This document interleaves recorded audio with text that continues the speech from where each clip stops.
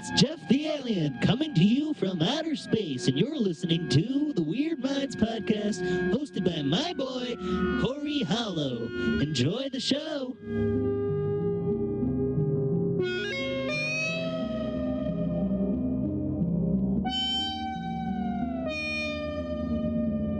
Fuck it, we'll do it live.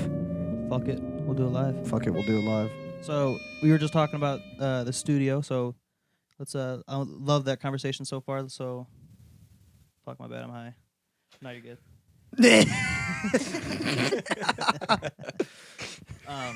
So no, tell me how the studio was. You guys were just there. How long were you guys in the studio for? A weekend. Just a weekend. How many songs do you guys do? Just two. Hell yeah! What, Two to can start. you guys talk about the song titles or like what they're about so far yet? Or are you guys wait until a little bit longer till you guys start talking about that?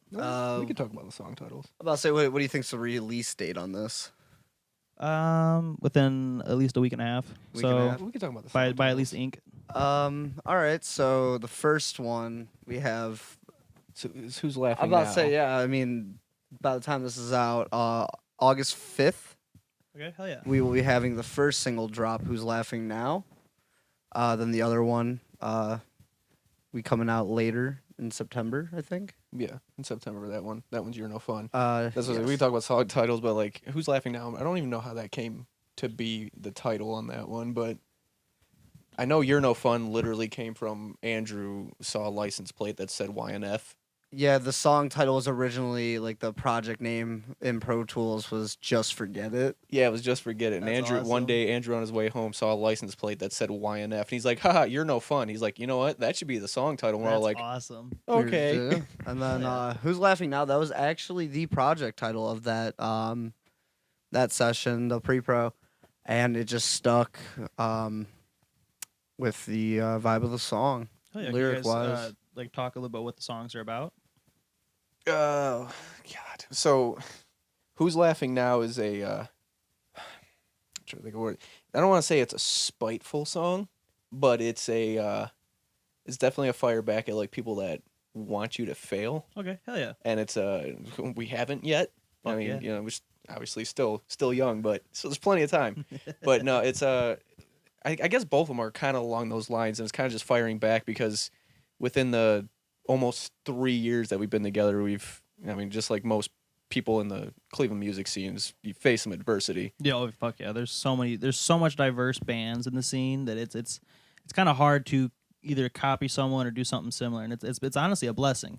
Yeah, so you get that, you know, you're just trying to push along, and then you have the people that want to see you fail or, you know, all the negative shit, and it's kind of just a push back at that, like, Hell yeah, yeah. Who's laughing now? Like, I'm still here.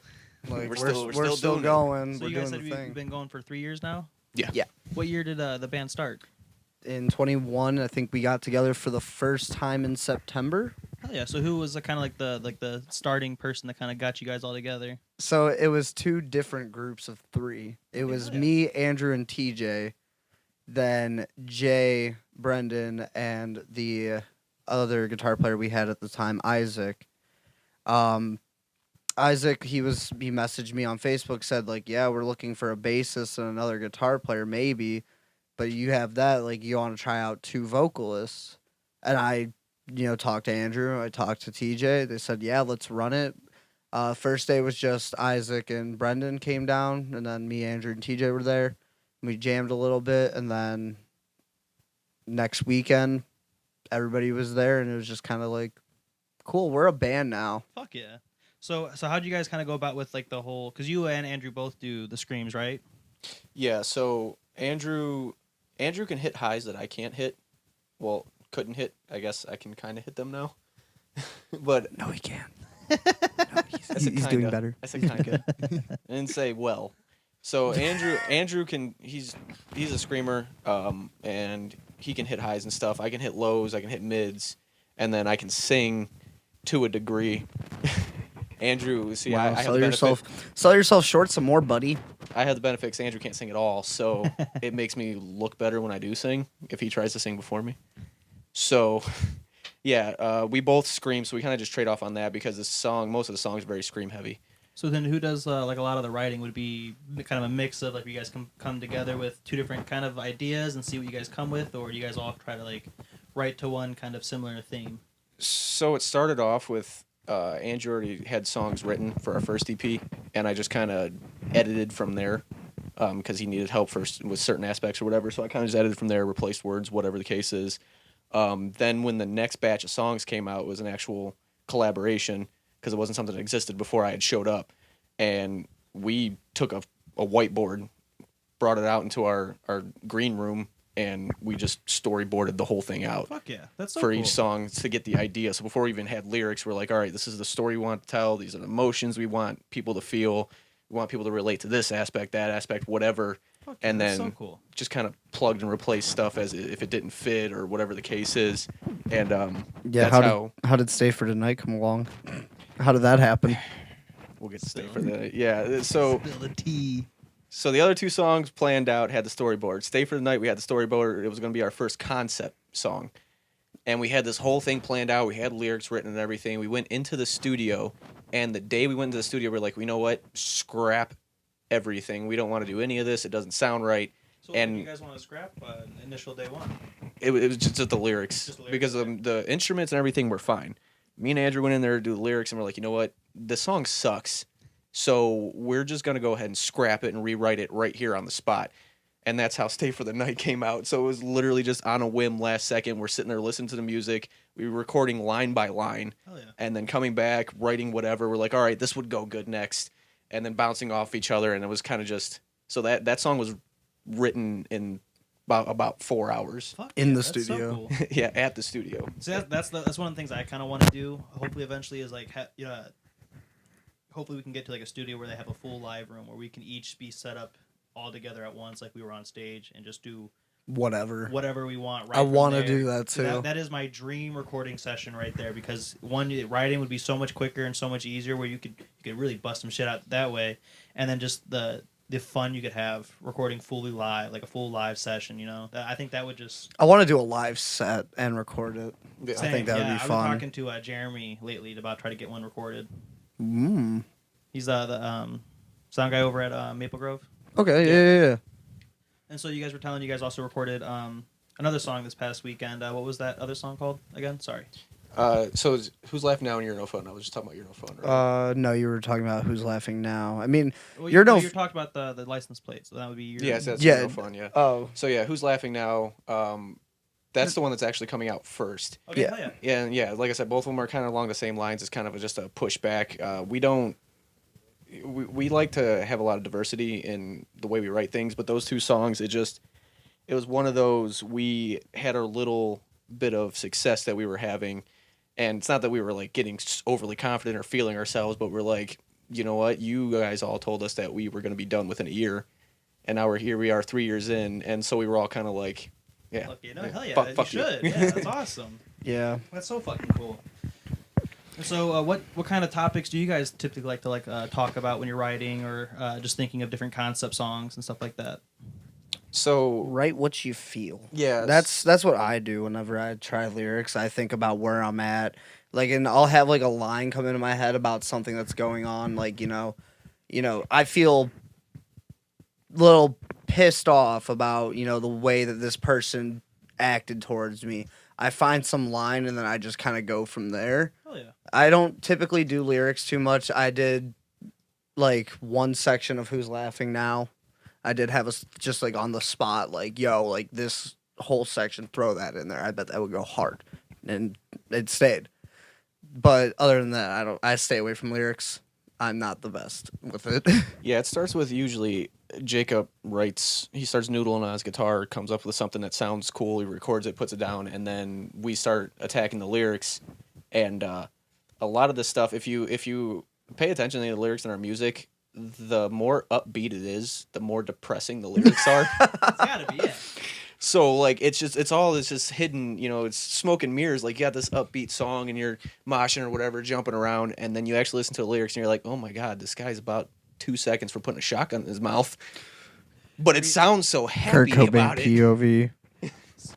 So musically then, since you do a lot of, sounds like you do a lot of like the music side of the writing, what do you kind of go for like inspirations, or where do you pull your ideas from when you're writing the guitar parts and stuff? Pull it out of my ass.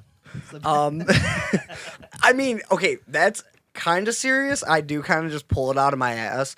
It also really depends because like I'll be on like some kick of like some band, Okay. or like not even like I'll just be like, I just noodle and I find like a riff that looks like, I play it and I'll be like, you know what, that sounds kind of cool. It usually starts with like the riff, the riffiest part of the song. Except one of them recently, it started with with my chorus, just like some chord progression. I was like, you know what, that's kind of cool. It's kind of fun. I'll show you that one later. That one I love it. It's so fun. I want to use it so bad. But yeah, I just kind of get a riff and I just go from there. I kind of just build around it. I try to predetermine like what's what though. Like, okay, cool. Like this is my verse riff. This is my pre-chorus. This is my bridge. I try to predetermine all that and I mark it in my sessions and everything like that. And I go from there. Okay, And I usually just hand it off to Brendan, or sometimes like the last couple I have taken a crack at programming drums. Hell yeah. Just to fill that void so I can present a more completed idea. Yeah. Because when you just give guitars, like it leaves a lot to be desired, especially when you have something that's just as boring as, just 0 0 0 0 Yeah, real 1. chuggy riffs. Yeah, like it just helps drive that a little bit forward, and also MIDI and all that stuff. I'm starting to get a little bit more used to that, and trying to incorporate that a lot more because I love it. So I hate referencing this in the sense of like who does your band sound like, but so I don't really want to ask that question. But who would you guys who do you guys mostly listen to? Like who do you feel like a lot of you you look up to for? A lot of people have said we sound like I Prevail for some reason. Okay, I don't get it. Maybe. I think it's just the two vocalist deal. Could be, yeah. And I mean, if we really wanted to, like, I've thought about like trying to go a little bit more in that direction, but at the same time, not so much. And I mean, honestly, I do like them. That's why. With there being 6 of us, not a single one of us has the same, the same type of band that we listen to. Like, we all listen to the same type of music. None of us follow the same type of band. Like, we all have our own separate favorite bands that would you think that like helps with your guys' writing? Yeah. It definitely doesn't hurt. Hell yeah. Because it then you're getting a little mix of everything as opposed to, oh, we sound like this band or sound like that band. Now it's, well, you sound like these 3 bands combined for this one song, because like I can hear it in the guitars that, it sounds like I Prevail, but then your lyrics, it sounds like, Of Mice and Men. Okay. And things like that. And Brendan's in his own world. That dude, he's the most talented out of all of us. Our drummer, that dude, I don't even know what he does. He doesn't even have anything to reference. He just listens and he's like, you know what, I think this would sound good with that. It's not, this band did this one time. He's like, no, he's like, these drums sound good like right here. So I'm gonna pop these That's here. so He cool. just plays. That's the confidence you need though. He'll listen to what I give him, and I'll usually hound him for like 2 weeks. Be like, do you have anything? I'm like, yeah, I got a couple ideas. And then one day I just go, all right, I'm tired of waiting. Get behind the kit. Oh, And then I'll just hit record and let him do his thing. And usually like 3 to 4 takes later, we have like a rough idea. Yeah, there's a lot of 3 or 4 takes before that though, as you hear a lot of drum pattern, then fuck! Oh, I love it. I love it. And then you hear some more drums, it sounds completely different from the first drum, and then, god damn it! And then you'll hear a drumstick hit a wall at some point. I love And then by the 4th take, he's locked in. No, my And it just favorite goes from start to finish, and you're like, holy shit. My favorite ones, I just had one of these recently with something that one he redid drums on. When he fucks up, I love when he stops.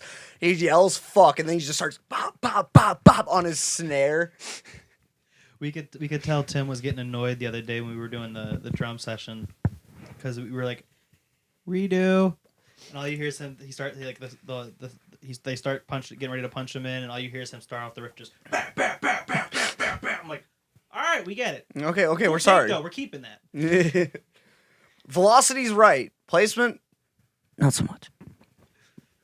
My favorite, too, is Brendan has a habit. It happens more often than it should. The amount of times that he has broken a drumstick in the middle of doing something, you don't realize until it goes flying through the air, and he already has another drumstick in hand. and How he's many just times have going. you seen a drumstick go flying past your face mid-show just because the one's going I flying? don't think he's ever broken a stick at a show. No, he hasn't broken one at a show. Luckily, he lost one. It was I think Devin posted on TikTok or something like that. He lost one in the middle of we were playing at the Foundry. Yeah, And Inferno. he's just sitting there. So there it goes, dun dun dun dun. So like that last hit, drumstick went flying into the kit, grabbed another one without even thinking about it, and then he's still just going. Didn't even notice. Hell yeah. Nobody noticed. Didn't miss a single goddamn beat. Drumstick went flying, just snatched up another one. It was somewhere tangled in his kit. And I didn't even realize it happened until I saw the video afterwards, and I'm like, dude, what the fuck is wrong with you? I think he was wearing that GoPro Yeah, he was wearing to catch that stupid stuff. the GoPro that didn't fit right, luckily, because it was looking directly at his hands. So that was the only way we caught it. And I'm like, he didn't say anything. He doesn't ever say anything about it. He just, whatever happened, happened. He never say shit. And I'm like, dude, how can you not brag about this right now?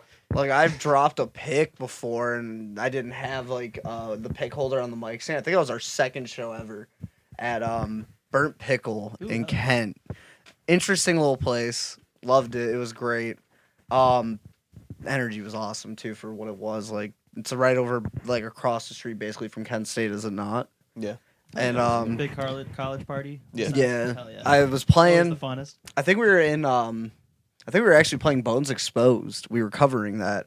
And I like threw my hand up but didn't account for how like low the roof was. My hand hits that, pick flies out. I don't have the pick holder on my mic stand, and I'm playing with just like my fingernail, like the top of my index nail, just hitting it. Okay, cool. And I ran over behind me to my amp because that's when I still use my amp. Because now like everything we do is direct in, and I just grabbed the pick off there and recovered.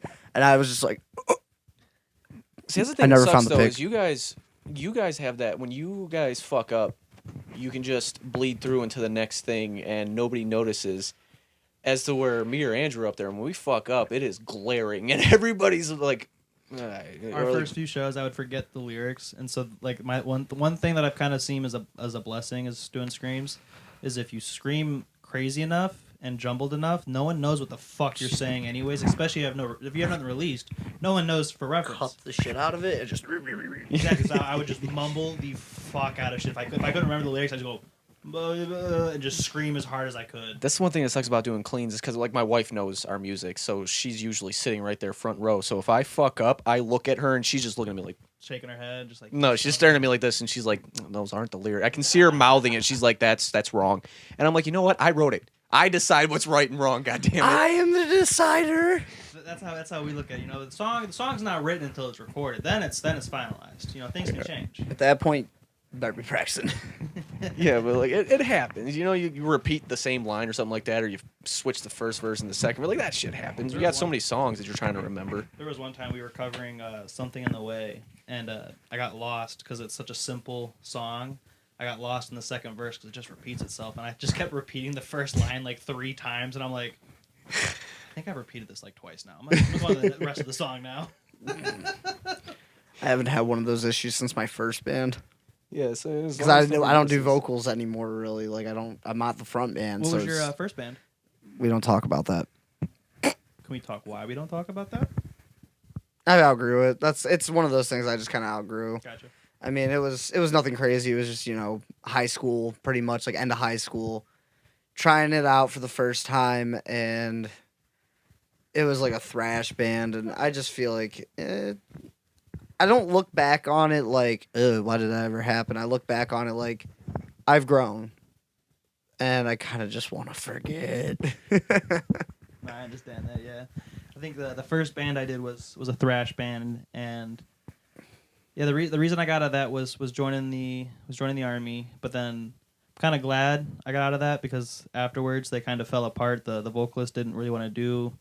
The music was changing styles because everyone else wanted to do kind of something like more proggy, more melodic, and he was just kind of wanting to stick into like the real beat your face down heavy shit.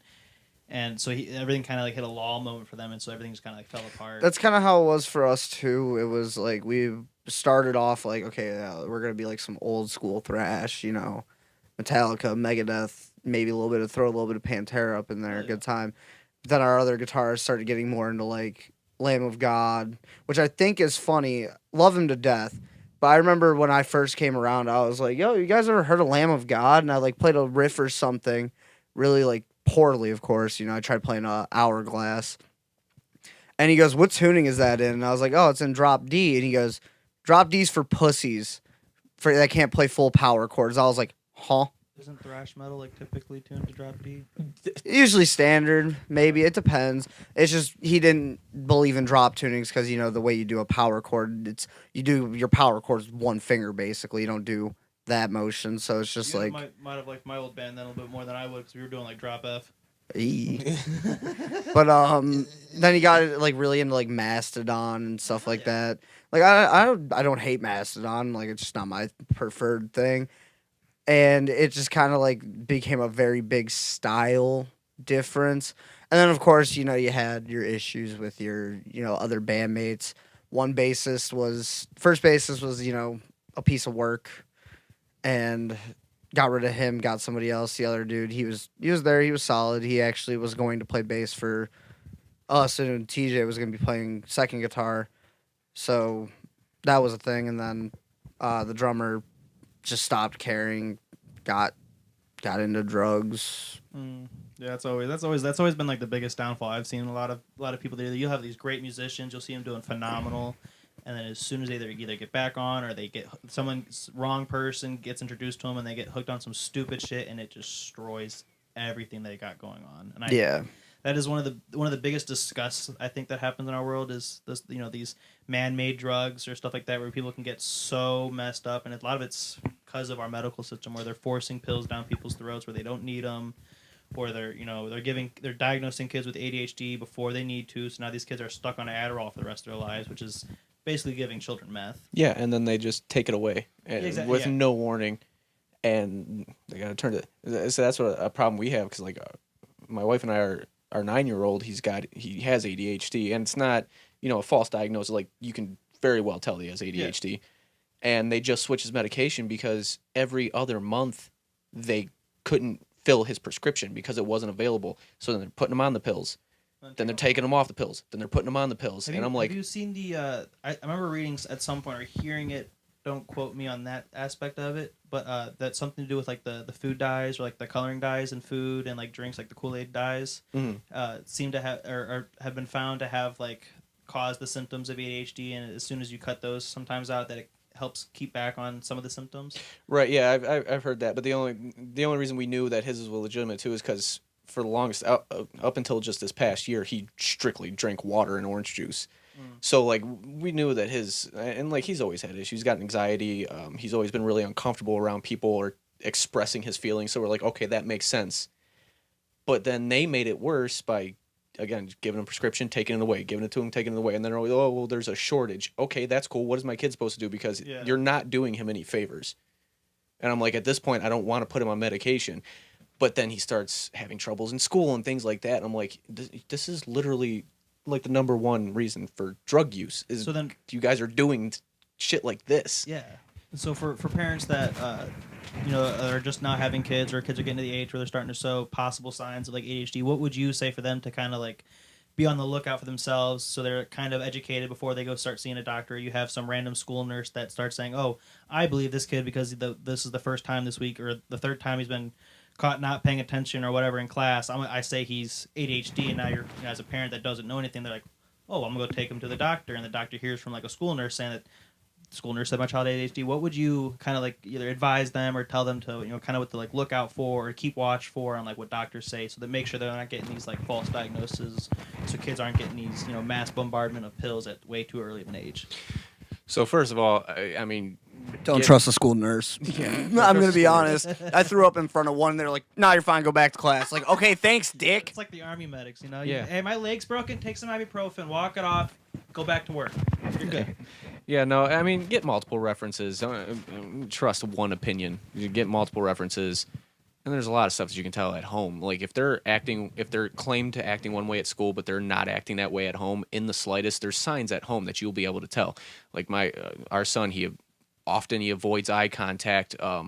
He repetitively does things and not maliciously that he's not supposed to be doing. Mm-hmm. It's not malicious. You can see that he doesn't even realize that he's doing it half the time. And it's how he reacts. Yeah. It's just how his body's going through the motions. And you can tell that he's not doing it on purpose because he'll be doing it right in front of us. And I'm like, dude, what? Stop. Yeah. Like we just like the one he was drawing on the walls when he was younger. Okay, that's a normal thing, but we're like, you gotta stop doing that. Like you can't do that. Clean the walls now. Okay, no big deal. Go in there the next day. There's crayons all over the walls again.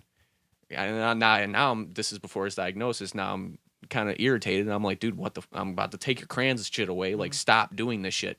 And one time, me and him were talking. He just grabs a crayon as he's talking to me, and he just starts while in the middle of a sentence, and I'm like, is this the fucking Twilight Zone right now? It's like, motherfucker, do you not And then I'm like, what are you doing? And then he like looks at his hand and he stops and he puts the crayon down. He's like, And I'm like, okay, there's a problem. Like, and then it's little things like that. You can tell there's signs at home. You can tell. Like I said, he avoids eye contact a lot. He's not good at expressing his feelings, and that's years after being told that he has ADHD. That's when we finally like, okay, maybe we need to start sending him to a therapist. Things like that, have an actual therapist diagnose him before we make any rash decisions. Because I don't want any of my kids to be on pills. I don't want anybody near me to be on pills. Like, if it's not necessary, don't take. Like I was on Zoloft for the longest time. Made me feel like absolute shit. Stopped taking Zoloft. I had my manic episodes for probably about 2 months, and then now I'm completely like. I still hear the screams. So I had my manic episodes, and then my chemicals finally started balancing back out, and now I'm fairly decent at, controlling my emotions and stuff. But it's like, as I'm sitting there for those 2 months, I'm like, Jesus Christ, like what? At some point, they planned on taking me off of Zoloft. Yeah. So like, what was the plan after get that? Yeah, there never is. It's always just stop taking them. There's never a plan to wean them off of it. When I first came out of the army, I knew I had some mental problems, some depression, some anxiety and stuff like that, and so I was trying to do the preemptive thing, the smart thing, go see the VA and get try to get my paperwork started, get seen, at least talk to somebody. I think I sat down for one actual sit down with like a therapist.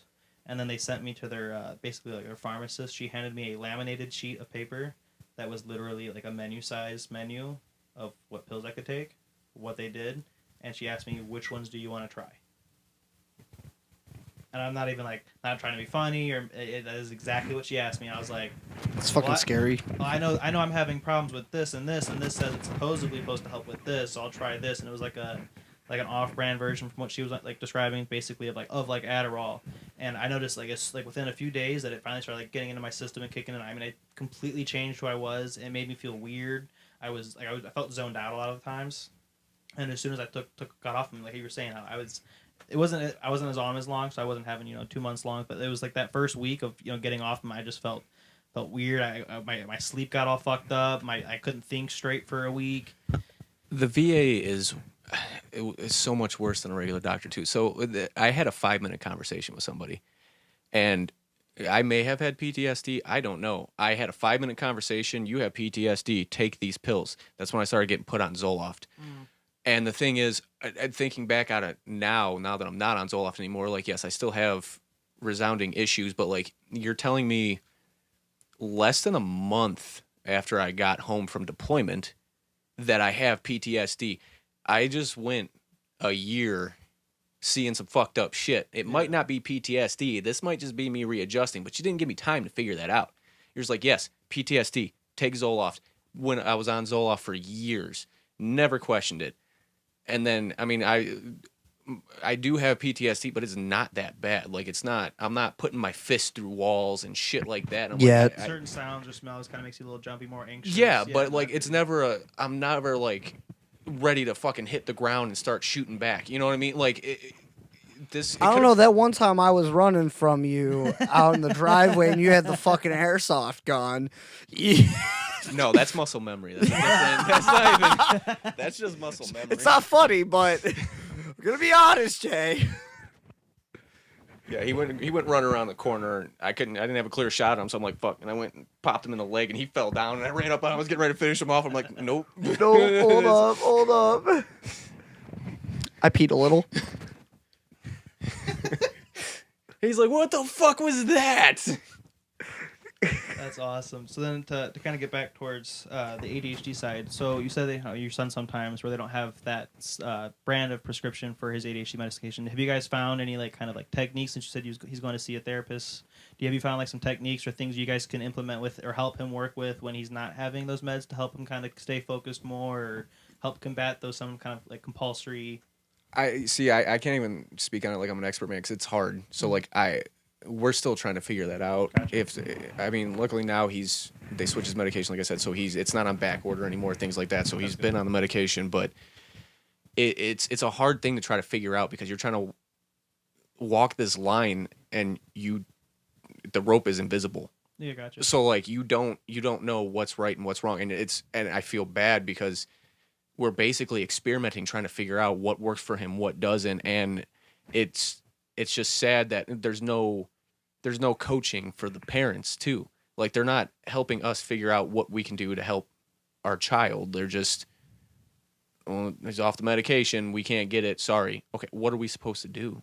We need advice. Yeah, that's like not, I don't that's not know. a treatment plan. That's just getting paid through a drug company for repping their drug. Yeah, so I mean, we can't force them to talk, but we try to get them to talk. Try to open up a little bit, things like that. We keep a closer eye on him and try to help guide him in the right direction. But as far as like combating it, we're still trying to figure that. We don't know, and like I said, we're not getting coaching. We're not professionals. This is our child has ADHD. I haven't trained to figure out how to deal with ADHD or how to help it, and I have nobody telling me how to help. So me and my wife are just trying to navigate this and figure out what's going on, what we should do. And I mean, we don't necessarily feel like failures, but it's rough. And like, there's days that obviously we feel like we could do better, but we don't know how. Is there have you guys been able to find is there books on this? That parents that have written books or therapists that have written books? Yeah, we started doing our own research, and there's a bunch of, there's endless. Books you would suggest? A lot of the stuff is we've found articles online, so I can't think of any of the site at the moment, but a lot of his articles are people that have, people are like, oh yeah, my son's 20, he's got ADHD, he's had ADHD, his entire life, blah, blah, blah. And like, we'll read things that they've said, things that have helped them, things that they've read, what other people suggest and stuff. But the problem with that is there's endless, like there's no two definitive, but there's a lot of hearsay. Yeah, there's no two diagnoses of ADHD that are the same. So there is endless variables on what might work for your child, and that's the hardest part, is because it's all different. Yeah. I think I peed. Peed? Why'd you pee? It felt good. You could have told me. I would have opened my mouth for you. Jesus Christ. So, you guys got any shows coming up soon? Yeah, we have August 5th at the Foundry. That's with the Bunny the Bear. Hell yeah. I know you guys have talked about them a few times, playing with them. So that Your guys' first time playing with them? Yeah. Yes. Hell yeah, they're super fun. Yeah, the one we were supposed to play with them last year or something. Something happened. Yeah, we were supposed to do one. I think you guys were on it too. We were supposed to do it and it got canceled 2 weeks before. Like we got tickets and everything. Yeah, I know what you're talking about. Yeah. And then that was Yeah, we have that one, and then we have September 21st. Yeah, that one's at the Vortex. Hell yeah. In that one's Akron. we're headlining the Vortex. We didn't know we were headlining until they dropped the flyer, but we're headlining that one. I literally was at work and I just did my random social media check. I check every once in a while just to see if anything's popping off. And I open up Facebook. First thing I see is from the guy that booked it, the flyer, and I go. And it's funny because you put the message in the chat a few minutes before I saw that. I took a screenshot and I sent it in the band chat, and I'm like, I thought we were supposed to be support on this I didn't show. even check the chat first. I didn't even see that. I just opened it and saw Facebook, and I was like, why the fuck are we headlining? But okay. So who you guys headlining with? Who's also on the bill? Constellation. I need my phone. Are these all bands from Ohio? Yeah, I think so. You guys planning on doing any weekend runs soon, or? I want to. The Here you go. Crucigen, Constellations, Counting Gravestones, which I'm always happy to play with them. Crucigen are dope. They're good dudes. Then us. Hell yeah. It's just a small little 4-band bill. Hell yeah. Yeah, there you go. Have another stroke, why don't you? You suck my nuts. Yeah, as far as weekend runs, we want to, but we're still trying to figure out a band vehicle that can handle driving around. Yeah, the one that the Buick took us to Michigan, barely. Yeah, that was. I wouldn't say my barely. fingers were crossed the entire time we were driving to Michigan, And we still drove 2 separate cars. Yeah. Oh my God, I'll never forget when we got on the highway, and TJ was driving next to us. TJ drove his car, and then we had with Brendan in the car, and then it was me, Andrew, Jay, and Devin in the Buick. And I think Devin rode back with TJ, and because I slept in the back seat. I passed out. Tires were going flat. It was great. I passed. Smelled like gas. But we were driving TJ's next to us. I think I actually have a video of it. I think it's actually in the story video. TJ's driving by us, and if you look real closely, you can just see Brendan just fucking slumped over. Because me and Devin slept at the studio. Because we're over there. I think actually a few of us did. I don't know if Brendan did. What was the studio out in Michigan? No, like we slept at our spot, at our practice spot, because we were leaving TJ and Andrew are living across the driveway. I slept there because Raven Black, who I toured with, they were in town at the Vortex, actually, and then we went out to go see them and hang out. I played that night with them, too, and when we were done with that, it was like, bro, I'm not going to go home and go to sleep. So me and Devin slept at the studio. I think Brendan did, too. Yeah, it was funny, though, because we're driving out there. Brendan slumped in TJ's car, not a care in the world, and I'm over there white-knuckling this Buick that's being held together with duct tape. Yeah, trying to get from Cleveland to damn near Detroit. And that was only maybe, 25 minutes into the drive? Yeah. I did half that drive, I would say about half that drive there, I was blind. I didn't even put my contacts in, anything like that. I was just sitting there playing Pokemon, and I slept in the back of the Buick. Everybody's all just hanging out and relaxing, and I'm over here panicking, the steering wheel's shaking. I'm like, somebody needs to drive. Somebody else needs to drive. That's not funny, because that was happening to me on my way here, because these back roads were so bad. I don't know if something's going on in my car. I might actually need to look at it, but I think it's funny. We stopped. I think it was the flat tire thing, too, happened when we stopped at that gas station thing. Had no fucking clue what was going on. No idea. I'm blind as a bat. Can't see. It's 4 o'clock in the morning. I get out this car. I don't give a singular fuck. I just knew we were at a gas station. I get out this car with my wallet, go inside, grab a bag of gummy worms and a small bag of Cheez-Its. Eat these Cheez-Its and gummy worms in probably 5 minutes flat. They're figuring out what the fuck's going on. Passed out. And the amount of times... There was that one member, though. Isn't it always just clueless to everything going on? Bro, it's... The amount of times I woke up on tour because I would feel the RV stop. And I knew we'd be at a gas station or a truck stop. I'd get out. I'd go pee. I'd get a fucking snack cake or some candy. Eat it. Pass out, and then I was usually the second one up because Raven always had to wake up early for work. Yeah, I know it's a cliche, but Jacob legitimately walks around with his head in the clouds. Bro, there'll be the worst situation going on in the world, and Jacob's just there what's what are we doing? So can I play? All happening right in front of him, and just he's not... right. It could be a legit war zone. I'll just be can I play my fucking guitar now? Yeah. That was Lorraine on 4th of July. My entire neighborhood got turned into just mortar fire and just... Dude, it's probably how it was out by where our spot is. It was We're insane. we're in Old Brooklyn. Okay, yeah. And it's... I don't think you've actually ever been out there, no. For some reason, I felt like he was there before. No. There's been a few people there, but I don't think you've been there. No. It was probably pretty bad. Oh, no, I we avoided could look it. out our front window, and there was our neighbor to the cross from us was just had illegal amounts, just a mass amount of illegal fireworks on the road, and just blasting them off in front of people's houses. Well, shit, dude, I pulled up here today, and as soon as I parked in front of the house, I just hear boom. Yep. Bah! And I'm like, oh shit. Yep. Yeah, you can't tell if it's a gunfire. You're waiting for you to sizzle to make sure it's a firework. You see, that's what we do at the studio. Around 4th of July time, I usually give it 2 weeks before and 2 weeks after. I hear anything, I'm going to assume it was a firework.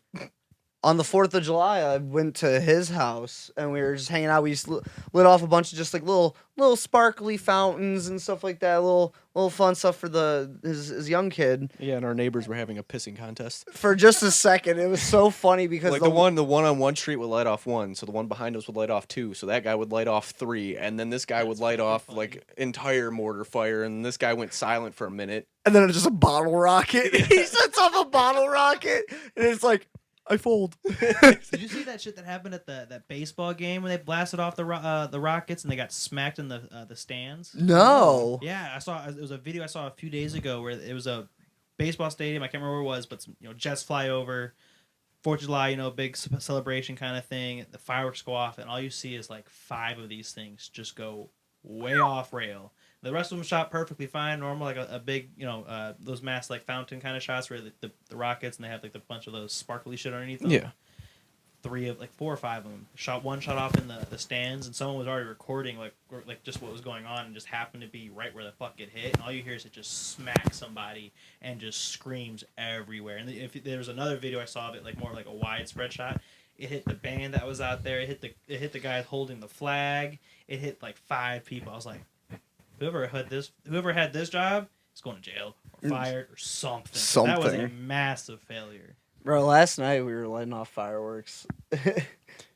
Nothing crazy. It was just a bunch of sparkly fountains, and then one of them popped, and it happened at the wrong time because a cop came up. Like, I see headlights, so we're sitting on the porch, and I see headlights on my left as this thing's going off, and I thought it was just like a normal sparkly one, like no big deal. And then I see these bright ass white lights. I'm like, that's a fucking cop. And then this thing starts, and he gets closer, and then I'm like, okay, it's a cop. And then it starts popping. I'm like, oh, we're fucked. Dude pulls up. He's like, hey, the curfew for fireworks was like 25 minutes ago. So I don't want you guys getting into any trouble, so just stop. And I'm just like, cut it out. Thank you for not fucking us over. Dude, I had one time, I just got out of my AIT school for the Army, and so I'm back home. A bunch of my buddies are hanging out. A buddy of mine that just got back from deployment happened to be back home in the same time frame, so I haven't seen this dude since high school, so we're all getting hammered drunk. All underage, we're at my buddy's house. We had this big-ass, massive bonfire stacked up, getting ready to get lit, and so we the first attempt was trying to shoot it with a flaming crossbow. You know, as you do. That just sounds normal. Crossbow, too powerful, blows it out instantly. So it doesn't work. We lost two bolts for no reason. So we ended up lighting it, and then my buddy goes into his house, takes off the lower receiver, his M16, and puts a fucking cannon tube on it, and comes out with a 12-pack of fucking Coke. And because we were throwing paint cans in the fire, making those explode, a sheriff came pulling by and pulls in because he heard the explosions. And as soon as this cop pulls in this driveway, my buddy comes out of his house, M16 in hand, with a fucking big ass cannon tube, like he's got a fucking M60 on the bottom, and I'm like, fuck back in the fucking house, fuck back in the house. Me and my buddy walk over, we pull out our military IDs, we're like, hey, we just got back from blah blah blah blah. He's like, oh, I'll call dispatch and tell them if we get a call for this address, ignore it. I'm like, you're the king. You were the fucking man. And I was like, all right, come back out. Come back out. Shoot these fucking Coke cans off. Those things are crazy. I kind of want to get one. Because don't you just use blanks and then just put whatever in the tube and it just out? I believe so. All right, depending on which kind of system you get. I believe his was just replacing the lower receiver. Or no, not the lower receiver, the upper receiver. My bad. So it completely rechanges the firing mechanism. So I think his was just like the air canisters that you put in for like BB guns and airsoft guns. But God, is it a bad look, especially if a cop rolls up. Completely. Especially all underage kids drunk off their ass. Oh yeah. Big fire. Thank God I lived in a small ass town that only had sheriffs. There it is. Speak of the devil. That sounded like someone lost a finger. I didn't like the fucking... I hope one of the mics picked that up. Oh, I had to. Because it's literally... We just heard the initial shoot off. Somebody yell. And then the fucking explosion. That's like, and I saw somebody like fucking dart by. Like, huh? Exactly. That's like the scary part with this neighborhood, because there's a bunch of kids that are always playing outside. So you're always hearing them playing, and every time these fucking things shoot off, you hear like 5 or 6 screams. So like my first thought is like, stray bullet? Fuck. Yeah. Oh fuck, somebody. Now you're gonna attract all the wee woos. Wrong neighborhood, because we all smoke weed. Hey man, it's okay. It's legal. Yeah. Kinda. It's decriminalized. It's decriminalized. Dude, have you seen the difference in paying prices from our state prices for dispensaries compared to like Michigan and like surrounding states? No. You can get an ounce of weed in Michigan for like $50. Mm-hmm. An ounce here, like standard price is like $130. Yeah, here it's not. It's not as readily available as in you go to Michigan. There's every dispo. fucking corner. Yeah, there's a at a dispo, gas. there's You go to you know you're in Michigan when you're on the highway and you look up and there's 3 signs for 3 different places back yeah. to back. I'm sure and you like, can all walk right, into I'm a gas officially in station. Michigan now. But it also is very, very readily available in Ohio. Is you just got to understand the science of what I call sticker stores, or what are called sticker. You know what those are? Yeah. Like the head shops and shit. So Delta 8 and THCA. As soon as you burn it, chemically decarbs into weed, THC. So that if a cop catches you with like enough to like for it to be worth confiscating, so if you're like over like 2 ounces or something like that, I think is what the legal limit is now for possession. I'd have to look it up. But what they found through testing it, as soon as they test, even though it's legal to buy off the shelf, as soon as they burn it, it decarbs into THC. And so as soon as you light it back up, it turns over and it's completely all. Some of it is kind of light, but if you are a person that partakes in smoking, it will mess you up just as much as real THC will. And Yeah. it's pretty nice. If you can't like, It's called diet weed for a reason. Right, yeah. So if you can't get out to like Michigan, that's definitely like one of my first go-tos if I have like a low week where I can't get any. Plus, it's probably a little bit cheaper, isn't it? Oh, it's fuck tons cheaper. Yeah. It's so much cheaper. Because, like, even the gas station by me, the Sunoco, they sell, like, a shit ton of, like, Delta 8, THCA, or whatever the hell it's called. We used to hand out THCO joints at our merch table. This technically was a very illegal thing to do because those got scheduled to Schedule 2 because of that same kind of situation where their decarb rate was so high that it was basically was legal THC that they're putting on the shelves, just with a different name. Right. And so the store I was working at couldn't sell them anymore. And I was like, hey, I'll take them. Give me business cards, and I'll pass them out. And so they gave us like 150% off discount cards. And so every show we had like a pack of pile of just joints on our table. Like, That's one way to get people over there for Right? sure. New idea. So have you guys got merch in? Yeah, we have merch. You guys gonna have merch at the next couple shows? Yeah, always. We also might be having a new item. Ooh, what do you guys come in? Hoodies. Hoodies? Fuck yeah. Yeah, just in time for fall. Is there like Don't quote me on this. This is in hopes. We're looking to do them. We're trying to get some not- small it's- amount. Not set in stone yet. Hell yeah. We are in talks with our guy that does our printing and all that stuff and made our shirts. When you guys go for like the merch designs, do you guys do like the album kind of design for your merch, or do you guys go for like separate? We actually have yet to do one with any of our actual release artwork. Yeah. It's usually a separate entity. Yeah, How do you guys kind of go into that process, like creatively wise, to come up with the designs? So with the last one that came out, I can actually. I'll pull up Yeah, his, you pull his the picture. name, It's- too. it's a picture. It's the three-headed and somebody bear. just kind of staring at what the 3 songs depict, like silhouettes. Oh, of you're what talking those- about the cover Yeah. art. Yeah, I was yeah. gonna say like I was gonna pull up the artist. Well, that we the just cover did the art. new stuff. We came up with this one. Well, he helped us come up with this one and came out with it. It's kind of just the 3 songs each have a theme around. This is the final without our logo and stuff. And if you want to like slap the artwork on the video later. So yeah, the silhouette. That's cool as fuck. It's somebody basically looking at their own inner monologue Yeah, that's for so the cool. story of the 3 songs, because the 3 songs are about you struggle with your own internal depression and your own mental state, and then the start and the height of a relationship, and then the ending of a relationship. That's so Like cool. if you look at it like So- the top one, that's you safe can for clearly tonight. See the symbolism. Bottom. That's awesome. Right. I love that. So we kind of wanted to go something along the lines of that, and then as far as our actual shirt artwork, everybody just kind of goes for that old 2000s metalcore, what screams 2000s metalcore. This one Brendan Bright got. Yeah, and That looks sweet. Yeah. I think Vampires Everywhere actually has Like a a similar design the with same the same artist. the same Oh, artist. yeah, Yeah, sweet. And Brendan we realized it at the got Vampires Everywhere show because I walked up and I saw their merch booth and I'm like, that is almost exactly the same shirt. And I'm like, I hope nobody gets upset about this. We had a similar situation that happened to us. I was working a festival running sound for a band, and one of the bands playing the festival had a similar name to us that was like King's Hollow, Mhm. and their font style at the time, or that band's font style was like almost exact to what we had ideas for that we were like planning to like start using. And so I'm like, I got handed the shirt for free by like one of the festival goers, and so I'm like checking it out. I'm like, oh, this is a cool shirt. And I'm like, fuck. You know, it's Took actually. a photo of it, sent it to the band chat. I'm like, hey guys, we have a problem. You want to hear something really funny? What's up? You still work with the Cathla, right? Yeah. I don't know technically. Okay. But it's really funny because I was at Inc. and I saw their booth, and I went up in their booth, and I saw their "fuck it" thing. Hell yeah.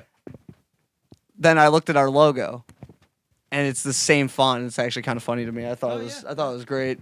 No, actually, yeah, this is all. That poster is Cathla. That poster is a Cathla, obviously. Brian made both those show posters. I love him. He's so fucking cool. Hey, you crazy weirdos. We're going to take a quick break from the show because I got some really fucking cool stuff to tell you guys about. My band, Ash Hollow, has a show coming up out in Akron, Ohio. It is the Zero to Light Speed Fest with Makes My Blood Dance, Centerless, Katie Joe and the Joe Schmoes, and Fat Daddy Music. This is Tuesday, September 10th, out at the Buzzbin in Akron, Ohio. We will be playing all of the music on our upcoming EP release. So if you guys want to know what we've been working on, please come out. It's going to be a really fucking fun show.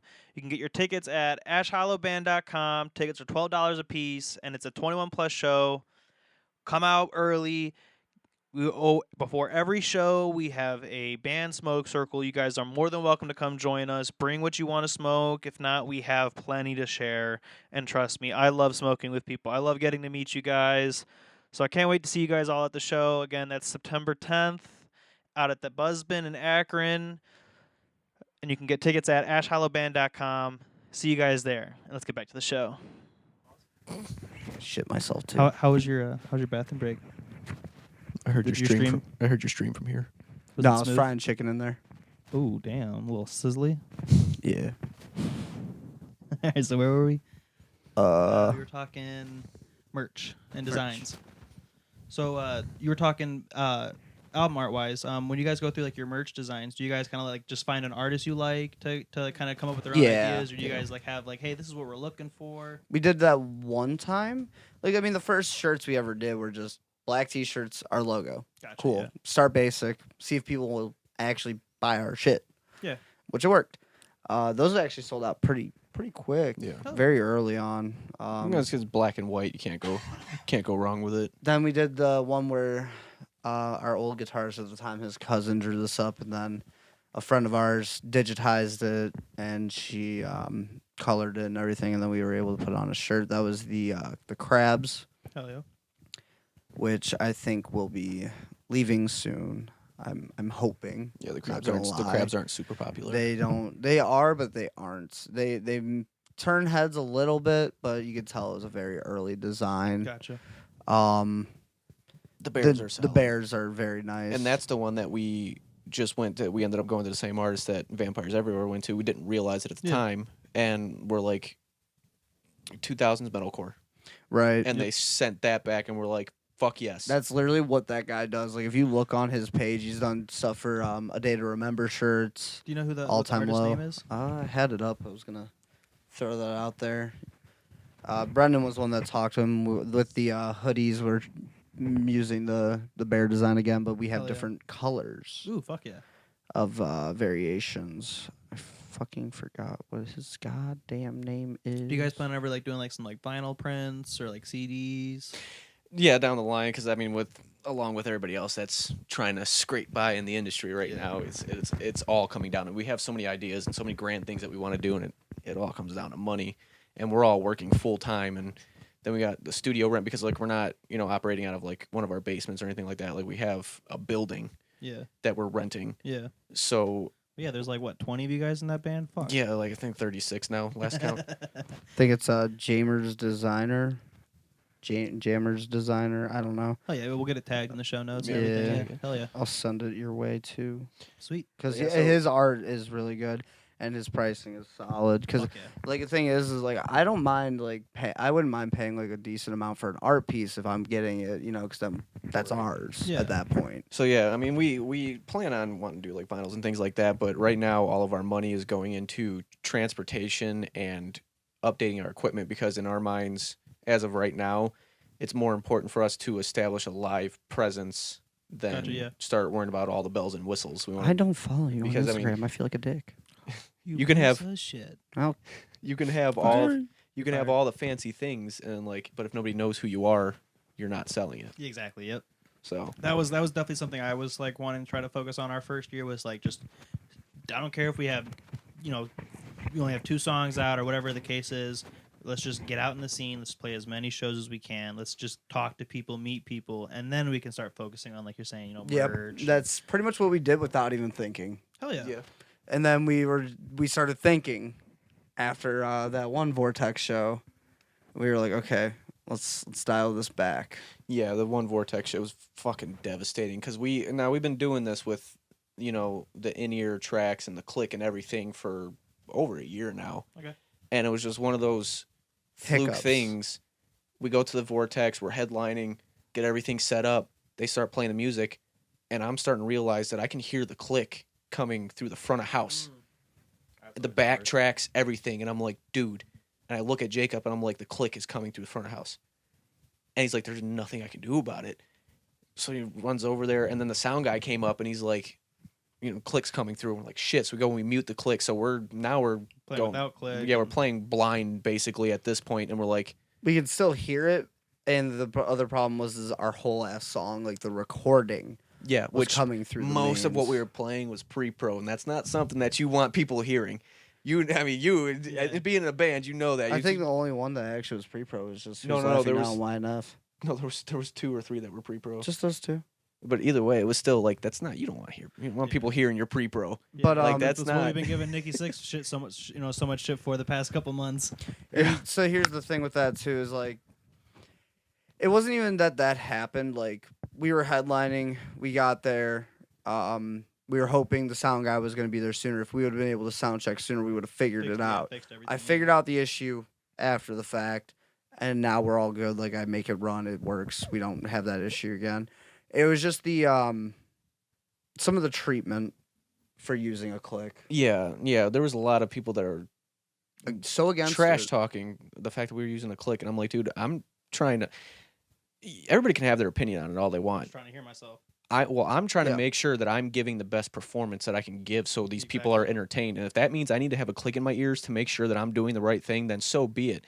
I'm not there to entertain you specifically. I'm there to make sure that everybody that paid to come see us is getting a good Yep. show. I don't Yep. want them seeing a slop fest because then they That's- just wasted their money. Plus, we were Exactly, also we have backtracks, for MIDI enhancement, especially the one that's I think the heaviest use of it is Queen. Right. Queen has the heaviest use of backtrack, and bass drops. And on that show, we were using lights that were programmed Programmed, yep. specifically, To the so MIDI, we yep. need to have that there. Yeah, but then we were getting treated like we're amateurs because we had a click and stuff. And I'm like, dude, we have so much that relies on there being a track going on in the background with the lights and everything else. We're that just trying comes to from people not knowing what it takes to run backing. Right, tracks. like If you're some of the running full- best if you're people running out there- full-fledged backing tracks where you have those MIDI, stuff that's not an instrument you're playing live that's going on in the background, you have to play the click, or how is that going to time up properly when you're Right. playing it? That's what I'm saying. Like, dude, we can play our music. Like, Yeah. that's not a question. We've did it for a year and a half Yeah. with nothing. It was just the monitors. Yeah. Like, that's not a question. We can play our goddamn music, but we're no longer just trying to No, play our you music. We fucking are trying suck. to put on a show. Like, we're not. Like even Yeah. then, just a drummer could use the click. Like there's so many bands out there that nobody else is on a click. Yeah. Yeah. Only the drummer. Well, yeah, as I was talking with my band that we're planning, just quitting, kind of having click, because most of what we want the in-ears for isn't really like Just we to don't hear have- yourself and it's never just to have that hear issue ourselves and again. not have to worry about it. Asking a sound guy, hey, can you bring me up? And then he brings you up, and the sound guy's on band number 5 of the night. Doesn't he's getting annoyed by all these bands telling him what to do because every sound guy at a venue somehow has an ego. Sorry, No, you're good. I got too comfy laid on him. You can always get comfy on me, Daddy. I mean, that cord You want on some the under the desk support? Ooh, I do need that right now. All right, Dad, I got cord you. on- The cord on the Appreciate you. microphone goes pretty far. How far can we put this up your rectum? New segment on Weird Minds podcast. What's your colon sound like? All right, so time Talk for about a new version of gutturals. time for our Uno reverse card. What made you start doing the podcast? I love Oh, I shit. love watching or listening to podcasts. I'm always listening to JRE, Joe Rogan's podcast, or Duncan Trussell's podcast. I didn't know we could do that to him. Oh yeah, no, I love when people ask me questions. Yeah. I don't care what you think. So you like to No, don't I'm let him kidding. interrupt I'm you anymore. kidding. So you like I'm the done. podcast? I'm done. No, I always love the idea of just being able to talk to people and not have the distraction of a phone or someone calling or texting. You're able to just, sit down and have a fun, natural conversation, hang out with people, get to know people. Or if you're, a podcast that talks about specific subjects, like some of my favorite podcasts are solely just like Alan Watts speeches, if you know who Alan Watts is. Yeah.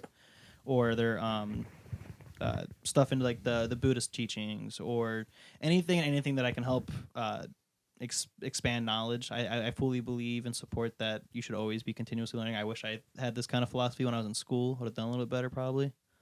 Same. Right? But I'm always trying to learn, and I'm always interested in a bunch of shit and a bunch of weird shit. So this was kind of like why I keep watching people do what I want to do instead of just now sitting down. And I have the tools, I have the knowledge to set up a decent sounding microphone, So I was like, why not sit down and hang out with my buddies and have some fun conversations and see what comes of it. I want to also a big part of it is also talking with bands, helping support the different whatever scene I'm at. I want to start going to like local shows and setting up a live session at local shows. I want to go to just walk around festivals and interview festival goers, not talk to the bands. I'm always the type of person that wants to do the opposite of whatever main thing is going on in like media or people's like attention. I want to talk to the person that helped build the stage. Are you going to Ink this year? Yes, I will be there. Yes. Ooh. Yes, You just yes. going, or are Yeah. you working? I wish I was working because then I'd be backstage. Yeah. I miss being backstage. I was Well, backstage. I'll probably run into you. I'll be there. Hell yeah. Yeah. Hell yeah. Throwing you into a pit. Bet. A fire. So it's more expansive than just the weird minds thing. It's just kind of a all around. Yep. That's your I'm main. Yep. I'm interested in Everybody's anything weird. Exactly. That's how I look at it. Everyone's weird. Weird is normal to me. If you're not acting a goofiness or some kind of weird, there's not a quirk to you. I think there's something wrong with you because you're following a cookie cutter and that's boring. Yeah, you're probably a sociopath. Exactly. Yeah. So like, why not? And you're not? I mean, aren't we all kind of if we're in this industry? Yes. Like we're constantly, torturing No, ourselves. we're just masochists. I was about to say, just gluttons for fucking punishment. Hard work and no reward. Well, little reward. There's a little bit of reward. I just like seeing people smile. That's about it. Exactly. If I can entertain someone from this or just from like the stuff I do musically, or if something we talk about on an episode helps someone or inspires them to do something or create their own podcast, then that's success. That's the goal complete. That's why I'm not taking this away from anybody because I'm sure there are people that believe it and that live by it. But when everybody's like, "Oh, it's the writing process," I love the writing process. Why? The writing process sucks. My payoff is seeing people enjoy it. Exactly. I hate the writing process. It is miserable. I hate recording. I hate all of it. But the final product and seeing people enjoy it and seeing people conversation after the yeah, and seeing people jump around and enjoy our music, like that's the shit that I love. Anytime I see like an actual like mosh pit start, it's not just like one or two of my friends just jumping around. But every time I see an actual mosh pit, I'm like, all right, we're about to have a fun ass fucking show. I'm about to jump off this fucking stage. Exactly, and that's why everybody's like, "Oh yeah, the writing process." I'm like, dude, You don't want to hear fuck about that. that. It's literally like, it's so tedious, angering, and kind of boring. Like there's like the fun moments. Like we definitely like, especially in a setting like we had with Folsom. There's a lot of fun. A lot of in fucking it. laughing. There wasn't too much of the like, all right, let's record. Like it was just a lot of fun. But even like trying to get the pre-pro down, like a lot of the pre-pro is me screaming at Jacob for one reason or another because he's engineering it. Oh no! So he hold puts on. me- I got the perfect fucking example for this. So he puts Go me, ahead. So he puts me in the booth, and I'm trying to do the thing, and I understand. Like it's not. I'm more frustrated at myself than anything. So like he's trying to guide me in a direction that he thinks it should sound like, or whatever. What he thinks is going to sound better, and being an outside person, We're trying to figure it out still. yeah, being an outside person, like I need that, but at the same time. Fuck you. I'm hot. I'm sweaty. I'm red. My fucking throat's getting sore because we've done the same line 10 times. The last fucking one was so miserable because it was during this heat wave. Our building doesn't have central air. We have a air conditioner that we have an exhaust for it and everything like that. We have it in our live room. But to do vocals, we have our control room. We'll have to invite you out sometime to come hang out, check out the spot.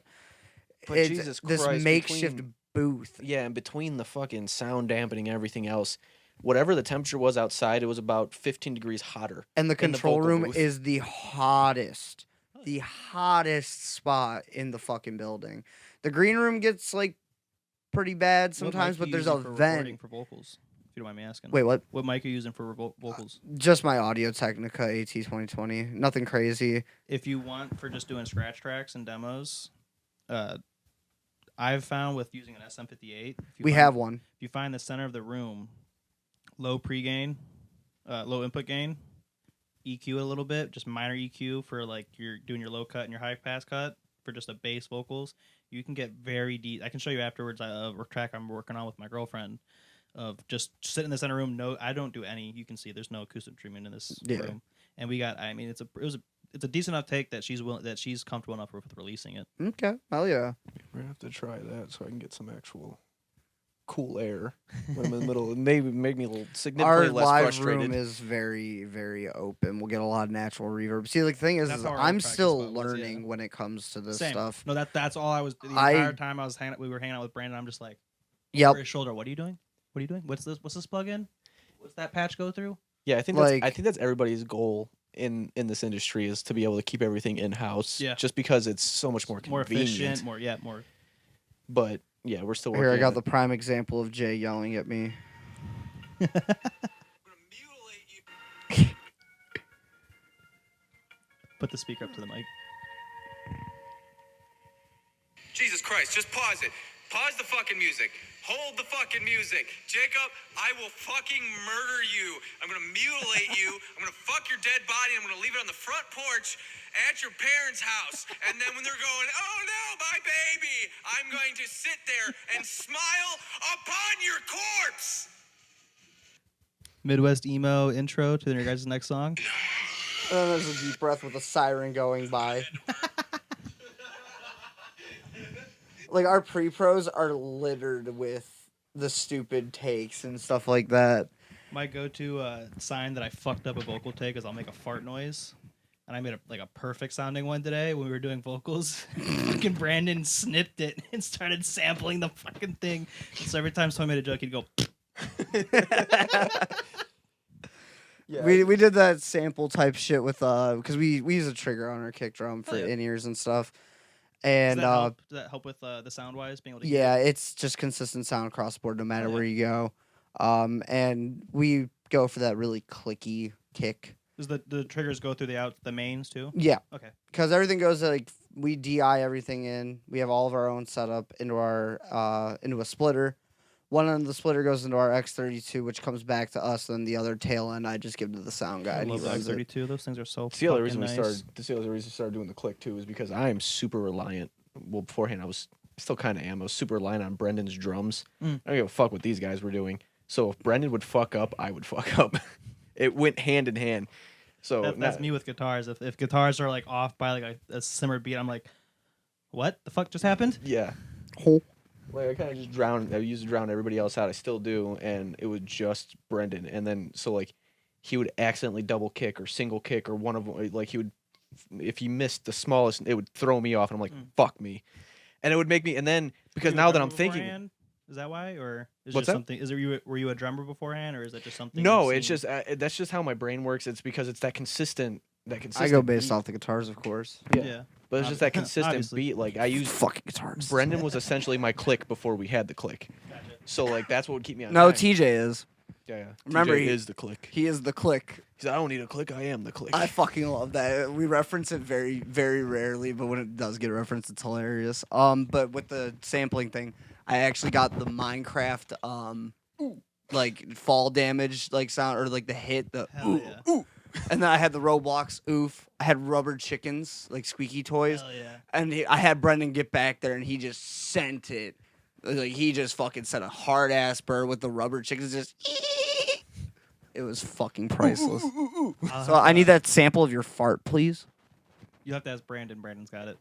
He'll send. Don't fucking play with me. I'll ask him, and he probably will be like, "Here you go. I got you." If he dude." still has it, I hope he does. Oh, I'm gonna message him right now while you guys talk amongst yourselves. Feel like, hey, bro, you still got that fart? You got Corey's fart? Kind of need that for research purposes. We speaking of samples, we just did for two of the songs we just did with Brandon. One of them's called "Haunted," and so you ever heard of the Ghost tapes? Nope. Have you heard of the Ghost tapes? He's making a face. Go on. So back in Vietnam, the CIA would take around on boats around the North Vietnamese villages. And they would blast. You ever heard of like a spirit box? And like with ghost hunting? Yeah. Like circle with me? What? No, not the band. Yeah, I know. Motherfucker. Let me be stupid, okay? So you get what I'm talking about, like the sound wise Yeah. that those make when like something comes through. So it has like that real like echoey reverb delay. Okay, yeah. So in Vietnamese beliefs, if you die and aren't buried within a certain time frame, your soul is stuck wandering the land forever, like a limbo kind of state. And so they took a South Vietnamese dude, had him say a bunch of fucked up crazy shit in Vietnamese, and they played it back through these massive LRAD speakers, kind of what they used in Iraq and Afghanistan. Mm-hmm. And they played this really haunting, creepy ghost-like sound through these speakers while they're going around these different villages. And like some of the stuff they were saying was like, honey, I'm home. And then you'd hear like a little girl come across in Vietnamese like, daddy, is that you? And then he'd go, I can't find you, I can't see you. And then there's fire everywhere, and it'd be this, it's all creepy as shit sounding, delayed echo, very like haunting and creepy as fuck. So we have that like in the intro. Hell yeah. And it sounds fucking beautiful. And then for one of the songs, Carry Me, that one's about a conversation I had with my buddy after his first deployment. My dumbass decided to take him to a hookah shop, realized that was a mistake. That motherfucker wanted to fight everybody. Yeah, everybody's uncomfortable talking about the learned racism for like the first 2 weeks. Yeah. And it's not a choice. It's just because you're scared. yeah, and then, like you realize later on, you're like, all right, that's the wrong thing. But like, it's natural, and like I feel bad saying it. And it's always a fucking hot button. But like, dude, you come back, and it's not even racism. It's just you're still in that mindset. So you're like, I mean, it sounds bad, but like they're the enemy. Yeah. And so like you're doing that for a fucking year, and you're like, this person's just, when you see this person, you're like, fuck you, like I need to. Yeah, you're waiting for them to do something, throw Yeah. a rock or do something stupid. Yeah, and then everybody bashes you for it, and you're like, but Yep. you no, They like just you don't understand, yeah. Yeah, you don't And get so it. and so with the song, I don't have any like direct kind of like military reference in the song to like kind of like give that tell of what the story's about. It's more of like kind of just like talking about like being trapped in your head and feeling like you're by yourself. You can't like get anything out, and just the whole like carry part is like just like literally like I'll carry you, kind of in a sense. And so to tie in like that military theme, we were getting ready to do the scratch tracks the one day, and I had the TV playing, and the fucking commercial that came on had a siren, and it sounded like an air raid siren. And so my girlfriend was like, hold on, rewinds the YouTube video, play that again. Click the space bar, Carry Me starts up, and she's like, this sounds cool. I was like, you're on to something. I'll wait until the guys get here. And so everyone shows up. I was like, hey, check this out. They all like, oh, this is cool as fuck. And I was like, I had another idea while I was waiting for you guys to show up. What if we added, because there's a recording of the last like minute and a half of World War I. And so all you hear is you hear all the cannon fire, all the shooting, and then you hear a whistle. And within like 30 seconds, it goes from being quiet to you hear the birds come back, and the animals start coming back, and it turns back into like this beautiful singing birds kind of sound. It's super cool, and it's like a super cool like understanding of like how quickly like nature kind of comes back from just seeing all this massive destruction and blood loss. Right. And so the whole beginning of the song has this massive air raid siren that comes out in the beginning, and then it has just boom of cannon fodder. Oh, it's so nice. And it was somehow accidentally we did this. This was all, the samples were all come up with like after the song was completely written. We got very lucky that the canon lines up with the fucking bass track. Are you somehow. fucking serious? Yeah, it lines perfectly up with the bass track. That's fucking awesome. Yeah, I'm excited to hear that. When you come across like small little things like that. See, I want to use a sample of something in a song. Like I've always wanted to do a conceptual song because technically you mentioned conceptual. Technically, Inferno is conceptual. It's written Yeah, on the poem, yeah. written based off the poem Inferno. Okay. Dante's Inferno. Oh, Yeah, Dante- oh, Dante's yeah. Inferno, if you will. Love that story. Then, like Andrew wanted to do the rest of them, like Purgatory, all that. But I've always wanted to. I'm a huge George Romero fan. Okay. Like I don't really go into horror movies. Like I know there's plenty of people out there that love every single horror movie ever to be put out. This fucking guy right Monthly here. subscription to Shudder. Dude, I've watched a lot of fucking B films that like I can't watch again, But still loved them. Yep. but like I'm a huge George Romero guy. I love the Dead movies, except for like the last two. Unfortunately, Yeah. I wish he would have been able to do one more. I heard something about his like wife and like some people are trying to get together, like make his last script a reality, which is I really hope they can and I hope they do it. I know they'll do him justice. But Dawn of the Dead is my favorite fucking movie of all time. So you're like a big zombies. Yeah. Hell yeah. And I really like I love both versions equally, but I really like the use of the 2004 remake when they reuse the line, "When there's no more room in hell, the dead will walk the earth." And the like little subtle like music tone like that's going on in it, I love it. Hell yeah. But the problem is how much it would cost probably to get that soundbite because I think that was a Is it on YouTube? Universal Is film. it on YouTube? Yeah, that whole like movie. There's like the movie clips channel. There's that clip, If it's and on YouTube, you can sample it, and as long as you take a live recording, you don't technically. So when it comes to copyright laws, as long as it's done live, not just taken from like the original recording. right, like if I like recorded like the So, like when sample, you do so when so you play when it we through did- like a speaker, hold a microphone. Yep. Yeah, okay. No, fuck. I- All right, I got our don't- next song, I'm not a asshole. lawyer, so don't quote me, but I believe just based off of my understanding of that, it has to be like you have to. I've heard about it in a to live not pay scenario. royalties, you have to do it fully live. Yeah, When you record it, wise, you have to completely redo the tracks, everything. I might just honestly be able to re-record it, like recreate it myself. I don't know, but I want to use that, and I want to write a song like that's, Dawn of the Dead. Hell yeah. That would be fucking awesome. Isn't in the one of like the first couple Dead movies where didn't the zombies talk? No, Or am I thinking of a different Dead? I think you're thinking of like what is it? Not Evil. It might be Evil Dead, or that's like a whole different like type of like zombie though. Okay. Shit. What's the fucking? Then what would you say your favorite era of movie zombies? It's just like, because like I see what you're getting at the talking one. There was Day of the Dead. They didn't talk. I think it's That one's like in the underground bunker with the Yeah. military. He didn't talk, but they had the one bub. He was smart and like relearning. Answering a phone, picking up a book, shaving. Gave him a gun. He knew how to use that gun, and he tries to shoot the general dude, or That's commander. And I think you're thinking of The Walking Dead. That happened in The Walking Dead. like the TV show. Yeah. No. It was one of the older movies. I know what you're talking about. I can't think of it. Yeah, It was one of the Dawn of the Dead. I think it's like Night of the Living Dead, maybe.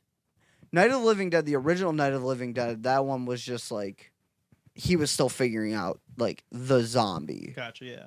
And I think it's literally called like Return of the Living Dead or whatever, where they're Maybe. constantly saying brains Yeah, that's and what I'm stuff talking like about, that. Yeah. Yeah. And like the one fucking zombie goes into the cop car and he's like, send more brains or some shit. I've not watched that movie. I've been meaning to go and watch it. Would Like, you think of World War Z then? One of the most latest, like, isn't that one of the most like recent kind of like zombie takes? I would don't. That was a good minute ago because I remember South Park fucking made fun of it so much. Dude, you With make fun. fucking Brad What Pitt. doesn't South Park make fun But of? You that make fun of that movie all you want, man. The fucking it's those zombies I wanted would be to the read the- scariest pieces of shit to ever come across. I wanted to read the book after because like, I remember seeing somebody read the book and like I was in like 8th grade. Somebody was reading the book and I was like, "Yo, a zombie book. It sounds fucking sick." Hell yeah. And I didn't read it. I watched the movie. Yeah, no, that would be the most terrifying apocalypse. Definitely. Yeah, dude, like I can. But I mean, at handle- the same time, I'm always fucking sick, so I think I'm gonna be fine. I can handle zombies walking at me. I can handle hordes of zombies and shit. There's ways to get around. Just don't be stupid. But if these motherfuckers are sprinting at you, it's done. I mean, yeah, I'm that's dead. same Just- thing I with- give up. So I then give which up. one Like would be worse then? So Same thing with Dawn of the Dead zombie- 2004. They're fucking full sprinting at your Yeah, I ass. give up. So which one would you say was worse? Like more like the hardest to live, like survive through, like Zombieland zombies. Oh where yeah, I forget they slowly fucking evolve run. and like do some crazy shit, like kind of like Left 4 Dead style. Yeah, Zombies. yeah, that You know, would like be the latest one? fucking so hard. Or the World War Z, because the World War Z ones, those motherfuckers are resilient, climbing up that fucking wall. Right, like they did See, that now, kind of shit. That's you- where they get scary. Are you talking about not having the knowledge at the end of the movie? Like, If you Or- don't or have you his- already you don't have have the the list of knowledge. rules, but I mean, depends on the type of person. because like World War Z zombies would be easy because you literally infect yourself with any disease and you're fine. You're surviving. Just That's have a true. cold all the that's time. true. Yeah, Forgot just about that aspect. of the any movie. any disease that's not completely fatal and figure the rest out later. Like you're fine. Yeah. But like if you don't have that knowledge beforehand, World War Z zombies Yeah, that's the most definitely would terrifying. probably be the worst. Like, I don't they just kind of beat you though? They just kind of beat the shit out of you. That's almost worse. I don't know, because I've been bitten. That shit fucking hurts. I'd rather get punched a bunch of times. Yeah, but think because about it. If eventually I'm gonna get knocked out and not remember it. So if there's 50 zombies biting you at the same time, what are the chances of one of them hitting an yeah. artery? Plus, your adrenaline's Oh, gonna guaranteed. go. Right. So how so quickly are you gonna bad. die compared to being just fucking beat to death? Yeah, but if they get the right landing and they knock your ass out, I don't know. a lot Once I mean, it's all. once you get what if, but- swarmed by a shit ton of zombies and like they're going at you, they're ripping into you and tearing you apart. Your adrenaline's going so I got a bad. gun on me. I'm gonna try to shoot myself. Yeah, Like, not gonna lie. like that's the thing. If a zombie apocalypse was to happen, I had the knowledge I have right now. I feel like I would give it, a good. I'd try to give it a fight and see what I can do. But once it's like if I like make it like I feel like I can make it 3 weeks in. But once I start like struggling like real bad for like some supplies or like just a place to stay and be safe, I'm coward's way in and out. I'm fucking blowing my brains out. I don't care. Yeah, dude. Yeah. I don't. So like, If you got no one else with you to like, kinda, Right. like, help That's you, the or, thing. Yeah, If I got nobody, if I'm by myself and I'm like struggling, like I'm just gonna be like, you know what? I tried. I fought. I made it a little bit. I don't know, man. If there's a zombie apocalypse and I start hearing I Am Legend noises, No, fuck that. Oh, fuck no, fuck that. I'm the misting my Fuck entire that. family. Like that's those, I forgot about those. Are technically fucking zombies. Those are fucking scary. I haven't seen that movie I in start hearing I years. Am Legend Yeah, noises. I thought they I'm were not even- vampires. I don't. Technically, maybe I don't know what they are. but Vampire, zombie, fucking. Either way, apocalypse, dude. If I start hearing, I I Am guess, I Legend guess you could noises, say I'm- vampires maybe because of the whole sun shit and always Yeah. the night. Well, no, because like what fuck, what was it? Well, no, that's the opposite. Because Zack Snyder, he's the one that did the Dawn of the Dead 2004 remake. He did that one on Netflix, Army of the Dead. Did you watch that one? Possibly. I'm about to say if it not, the it one takes with place. fucking Batista in it. Yeah, it's in Vegas. No, I don't think so. Go watch that one. That one's interesting because they thrive off of sunlight. Hell yeah, okay. And like, it's so hot in like Vegas. Like after some time, it got like so hot that they just kind of like decomposed and just like stopped move. Or no, sunlight does fuck with them. That's what it is. Sorry, I had that completely ass backwards. Sunlight fucks with them. Okay, They avoid it and they're inside and they like go into like dormant states. So I Am Legend would technically be zombies because Dayseekers are mutants in the 2007 film adaptation. They are the humans susceptible to the Krypton virus COVID. who are infected but did not die from it. So technically, they're zombies more Okay. than vampires because Yeah, they're nope. infected by a Well, virus. Well, Killing myself. Technically, though, depending on which mythos or like legends you follow for vampires, isn't it? Isn't that also like the sanguine virus, the vampires? No. I don't know. We're getting into a lot of theories now. That's what I love. Oh shit. That's my home. See, it goes back and forth too because it's like the Reddit posts and stuff. So some of them are saying that they're zombies. Some of them are saying they're supposed to be vampires. You're looking up the They seem to Iron have legend. Yeah, they seem to have more in common with zombies than vampires. So that's a lot of back and forth. I mean, I guess it would be some weird combination of the two. Well, yeah, 'cause I can see what he's saying with the sun thing, and then but they don't. We never seen them eat though. No, I don't think he did. Yeah. Like I said, dude, it's been years. Well, no, since 'cause I've they eat seen the that deer. one. Yeah. Yeah. And that was more like zombie, like where they're ripping apart. Yeah, I mean that's more like just animalistic, really. It breaks down like it's weird. So maybe it's just like kind of like a hard mix, but that's the thing too. Like I was saying, Army of the Dead, they do the same shit. They stay out of the sunlight. They sit in dark places. They're more active at night or like when it rains and stuff like that. I mean, you don't see all that kind of crazy shit. It's a very like straightforward. I don't know, man. movie. I'm going with zombie because this one's a genetically engineered measles virus that was causing the creatures. Bro, wait, hold up. We completely forgot about another type of fucking apocalypse that would be hell. Fucking 28 days. Oh. Somebody, Speaking of 28 days. somebody just died upstairs. But yeah, 28 days, 28 weeks. What's that one about? I haven't. That one is rabies, basically, I think. It was like with a fucking monkey. And it got like its blood in somebody's like system. And it's zombies and they fucking run. They run. It takes place in like England. So like imagine being in that and like there's no like England, you got a permit for that knife? It's that kind of shit. Like you don't got a see fucking the weapon. photos of the police over there wearing fucking chainmail? What? Yeah. They got so many like knife problems over there now that the police are now wearing full body chainmail. Jesus Christ. Like the coifs and everything. It's hilarious. I mean, hey, dude, you know, I'm saying it now. Swords are badass. I think we should be carrying swords. I see swords right there. I got a sword. Jay got me a sword forever ago. One's for fencing, and then one will actually hurt people. The one I have will actually hurt people. Dude, I just bought a fucking $200 axe at the Viking Festival. Hell yeah. Where is it? Yeah, you gotta look for it. What'd you get? Right by you, Jacob, the bone axe. What the fuck? I've just had a lethal weapon next to me this whole time. You have like 4 over there. There's a There you Freemason blade there, the gold. See, this is more, I think, my speed. It's a Freemason blade. I'm just gonna hold this between my legs. Jesus Christ, that's got weight. I got Right. props now. Yeah, dude, I just spent. I saw the. Sure, you don't want this one. It's a Scandinavian Damascus. He's like, hold on, wait a minute. That one's Yeah, tight. I'm You can more. grab it. I'm more partial to axes. That's why I got the. I saw the axe sitting on the table. It was up by near the front where that little All right, pavilion now is, where see, this is where gonna like the belly actually- dancers are and Yeah. stuff. This guy's sitting there and he's got a bunch of hand carved axes.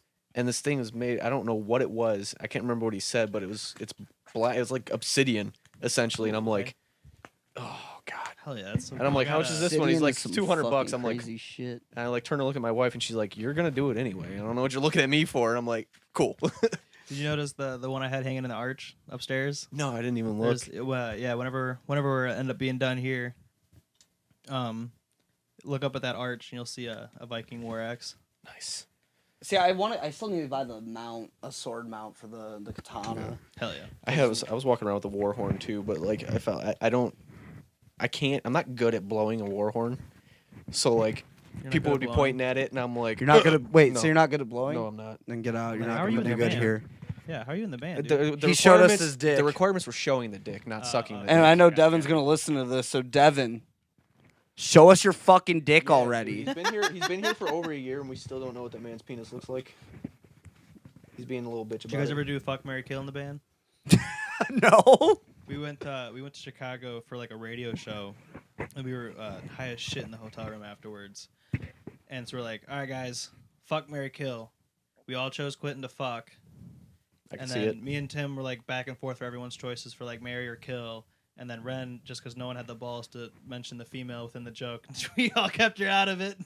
I mean, That's it. it's kind of what you do. I That's think. how you know you're in a safe area. Is when they Right. refuse I to mean, even I don't know. Me, I'd probably say I'll kill her. That's me. I would just be like, I'm gonna kill you, so that way you don't think I want. Yeah, I think Yeah. what we would say. I don't know. Fuck, marry, kill out of the band. Oh fuck it! I don't know. TJ's pretty. He doesn't have a lot of brains, so probably just fuck. We TJ. love you. I'd kill Devin. That's not even. That one's easy. I fucking beat the shit out of that dude so much it's not even funny. It's all out of love. It's Still, I that still be- stepdad thing. Yeah, I still beat the shit out of him. I think my favorite show with you guys was sword fighting outside at Maple Grove. Oh, the Oh lightsaber my fight. fucking god, that's right. And that was like early in the day, Yeah. wasn't it? That was It was like as early as soon as we fuck. got here. Well, yeah, you guys pulled in, and then I think it was Brendan, the drummer, right? No, it was TJ. TJ brought out his lightsabers. TJ Okay. has he has 3. He has 5 Oh, because one of them is conjoinable to be a double. Oh yeah. Yeah, no. I'm upstairs talking to Jeremy, and then Tim comes up, our drummer. He goes, "Hey, there's sword fighting out there." I'm like, "Bet, I'm coming." Yeah. And then there's just fucking lightsabers going off in the parking lot.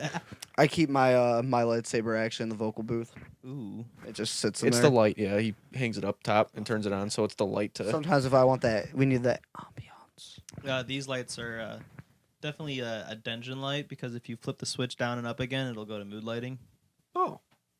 Hmm. And we've been sitting here with this bright light the whole time. Oh, I can change it. My bad. Yeah, put mood lighting. Set the How you gonna mood. mention mood lighting in an hour? Light man? another incense. Light a candle. Folsom still hasn't messaged me back, by the way.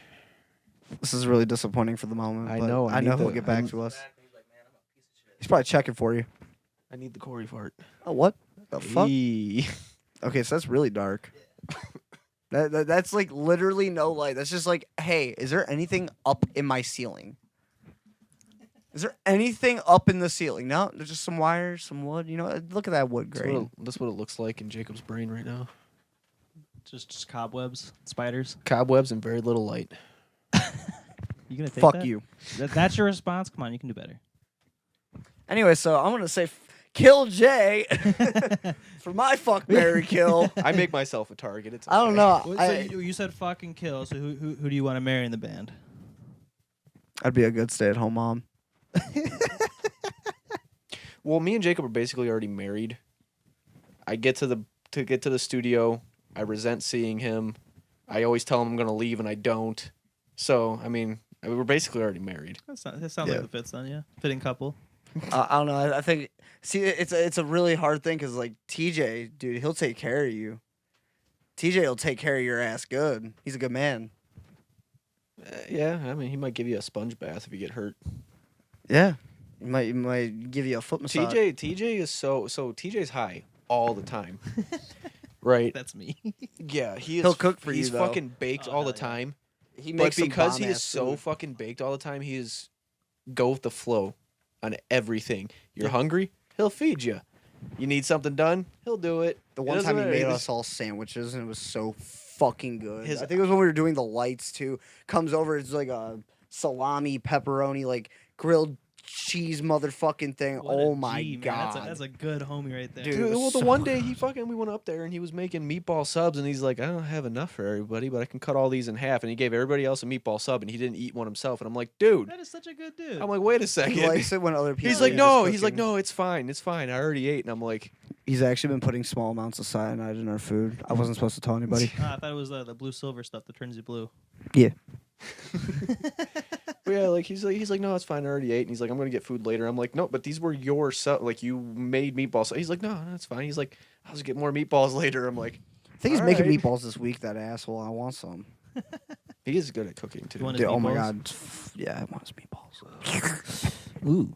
Dude, no, they're fucking gay. Dude, the one time I went with him when he was house sitting his parents' house with the dogs. I went over there. We shot pool because they have a pool table in the basement, so we were shooting pool. He made steaks. Oh my god! And I never like had asparagus either. He's like on this huge asparagus thing. Like he always makes asparagus with steaks. Hell yeah. This dude made these like Cajun steaks. He seasoned the asparagus with it too, and like baked potatoes and stuff. Yeah, I changed my answer. I married TJ. Yeah, sorry. Like that's the thing. Like, and I'm not a good fuck. So You tried to get him to say you, and then you sold TJ. no, because he's gonna hurt me.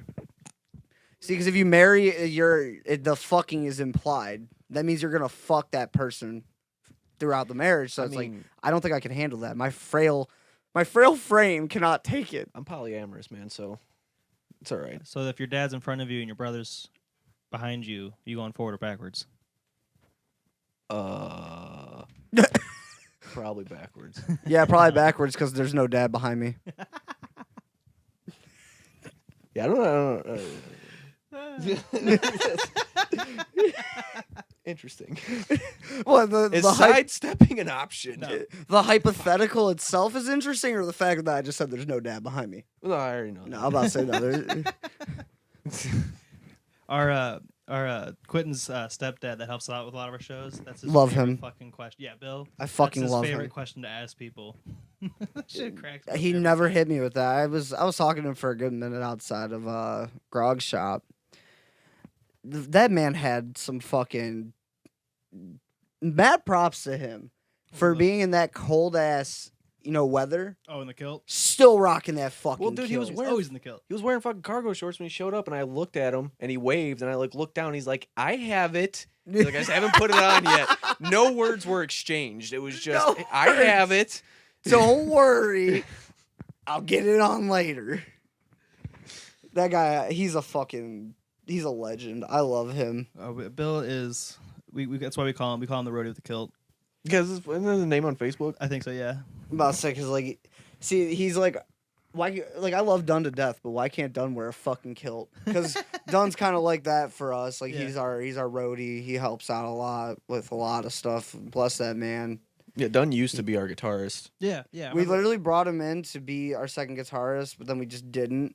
And so he was just there to be a roadie and help us out. Well, no, he was the second guitarist Then for he quite started- a while. But then he he started wanted, playing. Yeah, he wanted to start doing his own music, which is fine because he's got fucking files upon files. He's probably at least got like a good 2-3 albums. Yeah, I believe that's how we first knew of you guys was through Quentin and. Nick. Yep. Yeah. Yep. Because That's Dunn's the one that pointed us into your guys' direction and Yeah. everything. But yeah, he got all that fucking music, and then he wanted to do his own music, and he's like, no problem with our music or anything like that, but like he's been working on these for years. Like I Yeah. wanted. I think he's this stuff just or had his whatever. drummer friend down on Saturday too. Yeah. I didn't get to meet him. He first time getting the drummer down there, so hopefully we'll get to see that soon. Yeah, he started Yeah. renting the space across from our studio, so our studios are in the same parking lot. And then yeah. right above him is where TJ and Andrew live. Oh, Yeah, we have good. a whole compound there now. Hell Yeah, yeah. it's fucking insane. Now, if what did she say? Our landlord fucking told us what, like an extra $100, and we could have had the upstairs. Yeah, it was one. No. Yeah, it was. She was renting it out for $400, and she would have done it for us for an extra $250 on top of our rent to have that. Basically, We could have an had entire the half of a building. upstairs. You would have and never had- been out of the studio. You would have just been working 24/7. Well, I probably upstairs, secretly would have lived upstairs, there. there's a Yeah. functional shower. I don't think there That's what I'm is. saying. No, That's there what I'm is. saying. You'd never What the leave. fuck? Why didn't we do this? Upstairs, there's a functional kitchen. He's so mad now.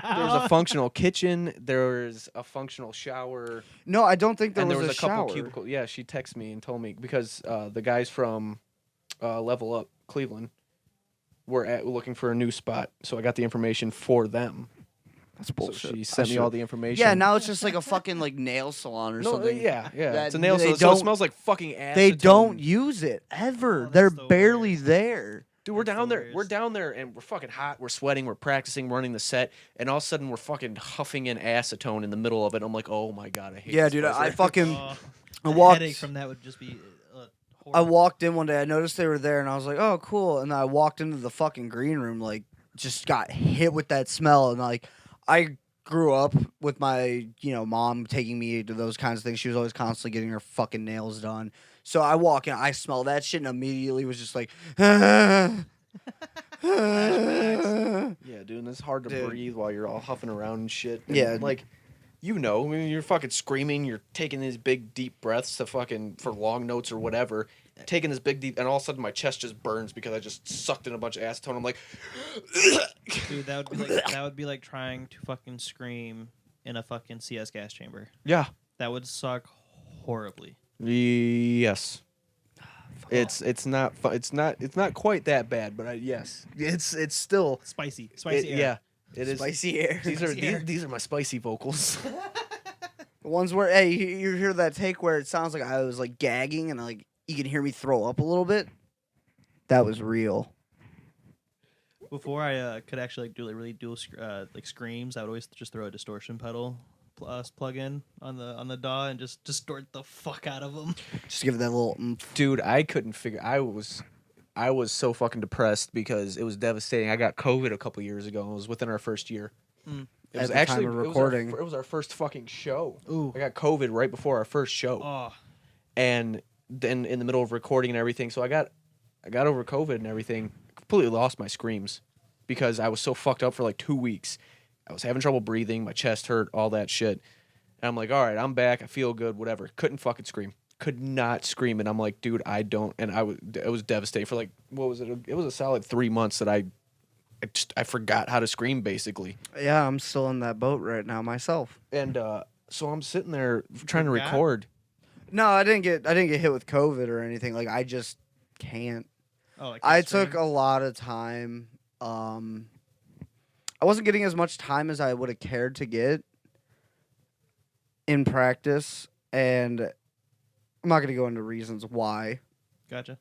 but I wasn't able to really like get as much time because I was having to do other things. And when you don't practice that for a while, goes away. it really does go away. You fucking lose that, like, the proper breathing technique, the I don't supports. work on like just like the base, like fundamental stuff. I'll have to right. take a couple hours before practice. Like, just I to get lost my ability to really like sing. Okay. And I've been trying to make sure that every day I at least, one of my go-tos for like, trying to get back in the swing, especially like I want to get back. If I get my singing back, I'll get my screaming back a little bit easily. Singing all-time low. Always go to that. Very easy for me to do. But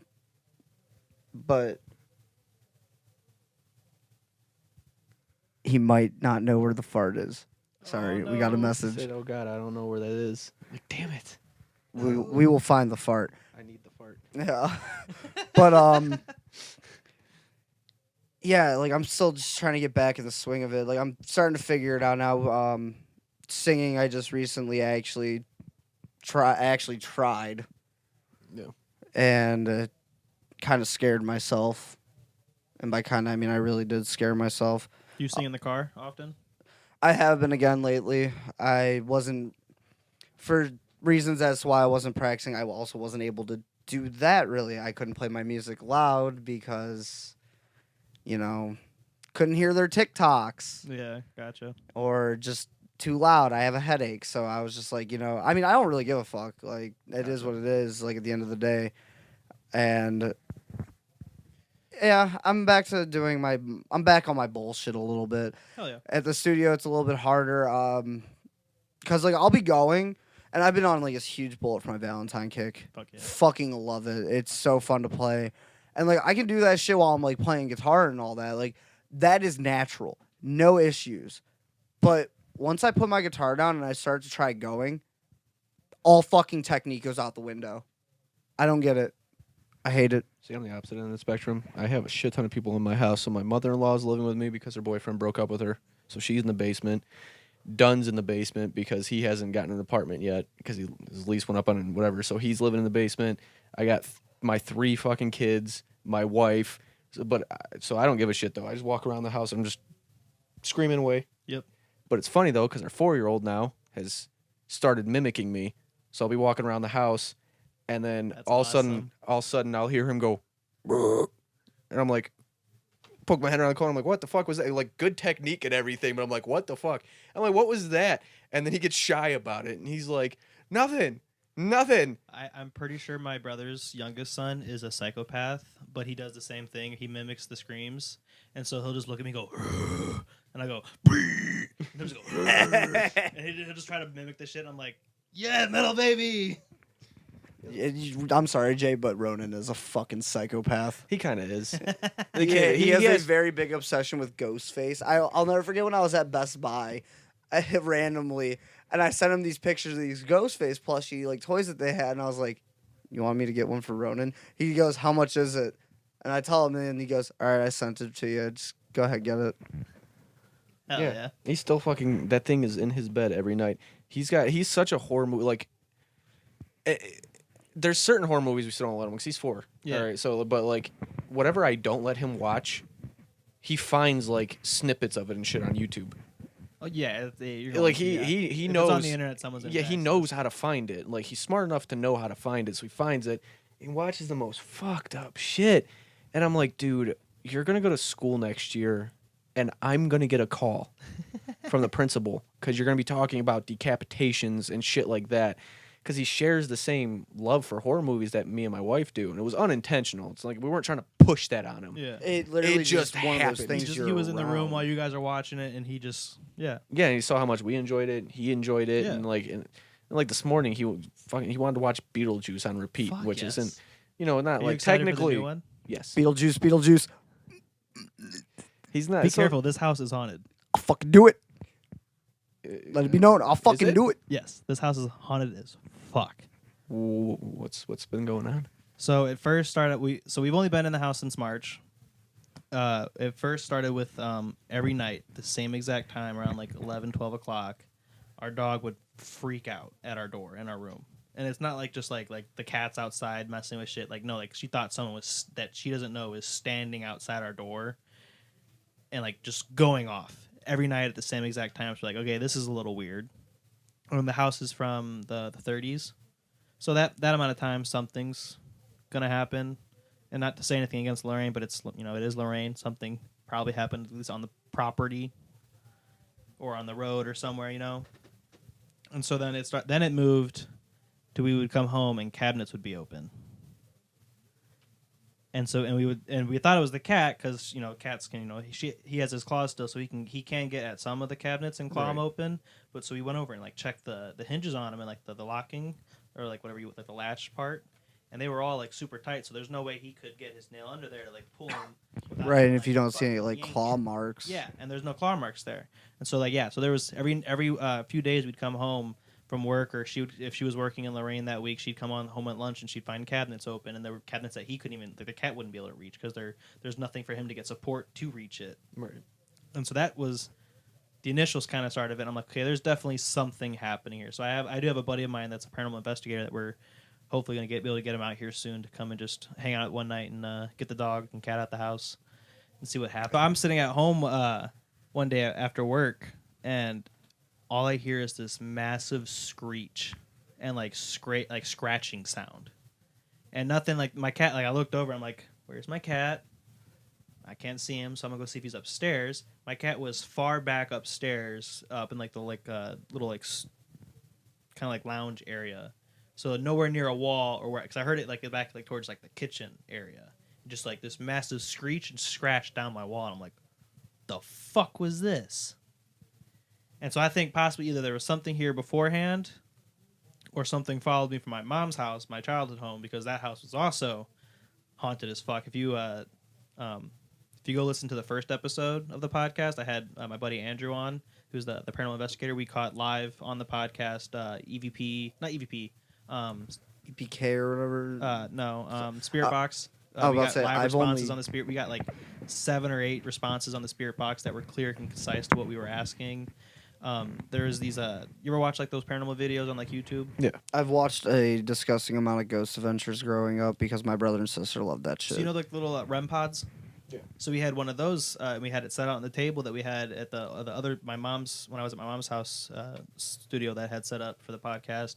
There was like a table we had in the center of the room, and so we had it just sitting there by itself. He had to turn it on just because before he was showing me it kind of worked, and like it showed me how close. Like you have so like if this is the REM pod, you have to be right here to make it go off, Right. and like you can't make it go off from here. It has to be like right here, and so we're just sitting there talking, and it goes off. Bleeps, and I just kind of ignored it because Nova was laying underneath the table, so I just not really knowing about the device assumed, because she went like this, it set it off. Okay.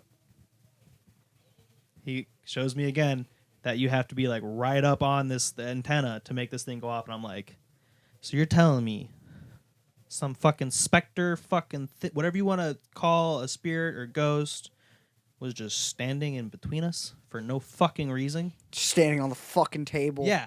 Like, what an animal. and then it tells us to it tells us it said like ask for help, and then told us to get out in 2 different tones. Like one was like a kind of more male tone, the other one was like the help was kind of more like more feminine tone.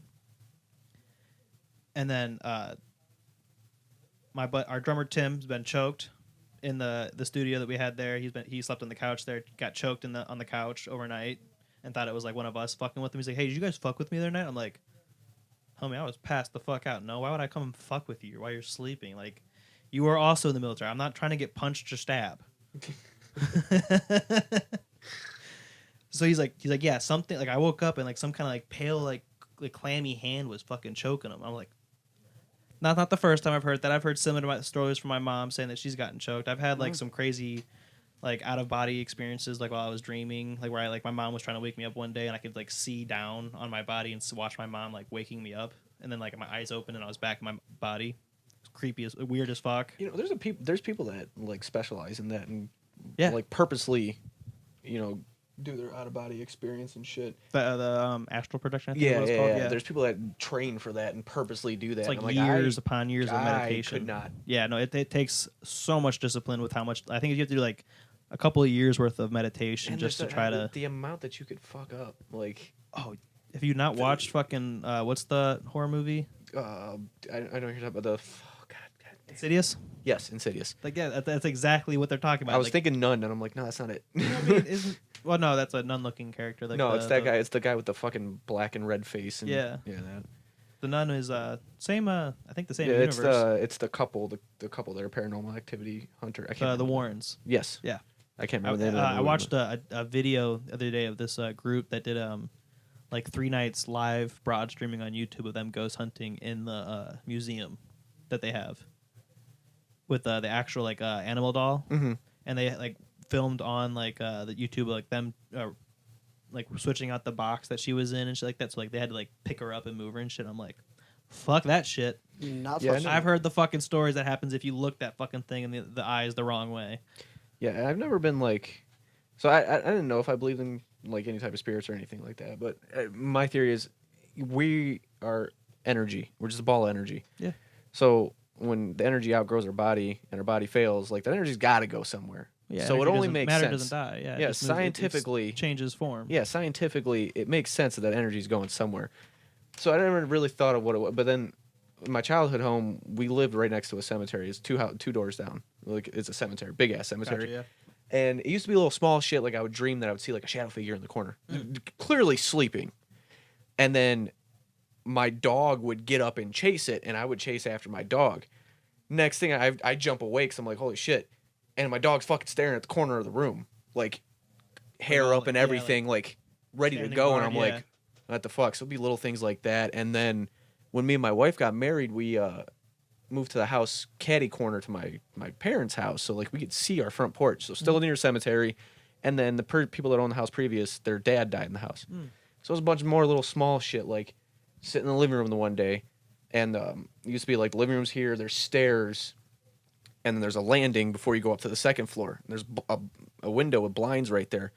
And I'm sitting there, blinds are always closed. I'm sitting there, and all of a sudden, like, sunlight hitting my face. What the fuck? Blinds are open, like they're tilted open. So go there, close them, sit back down.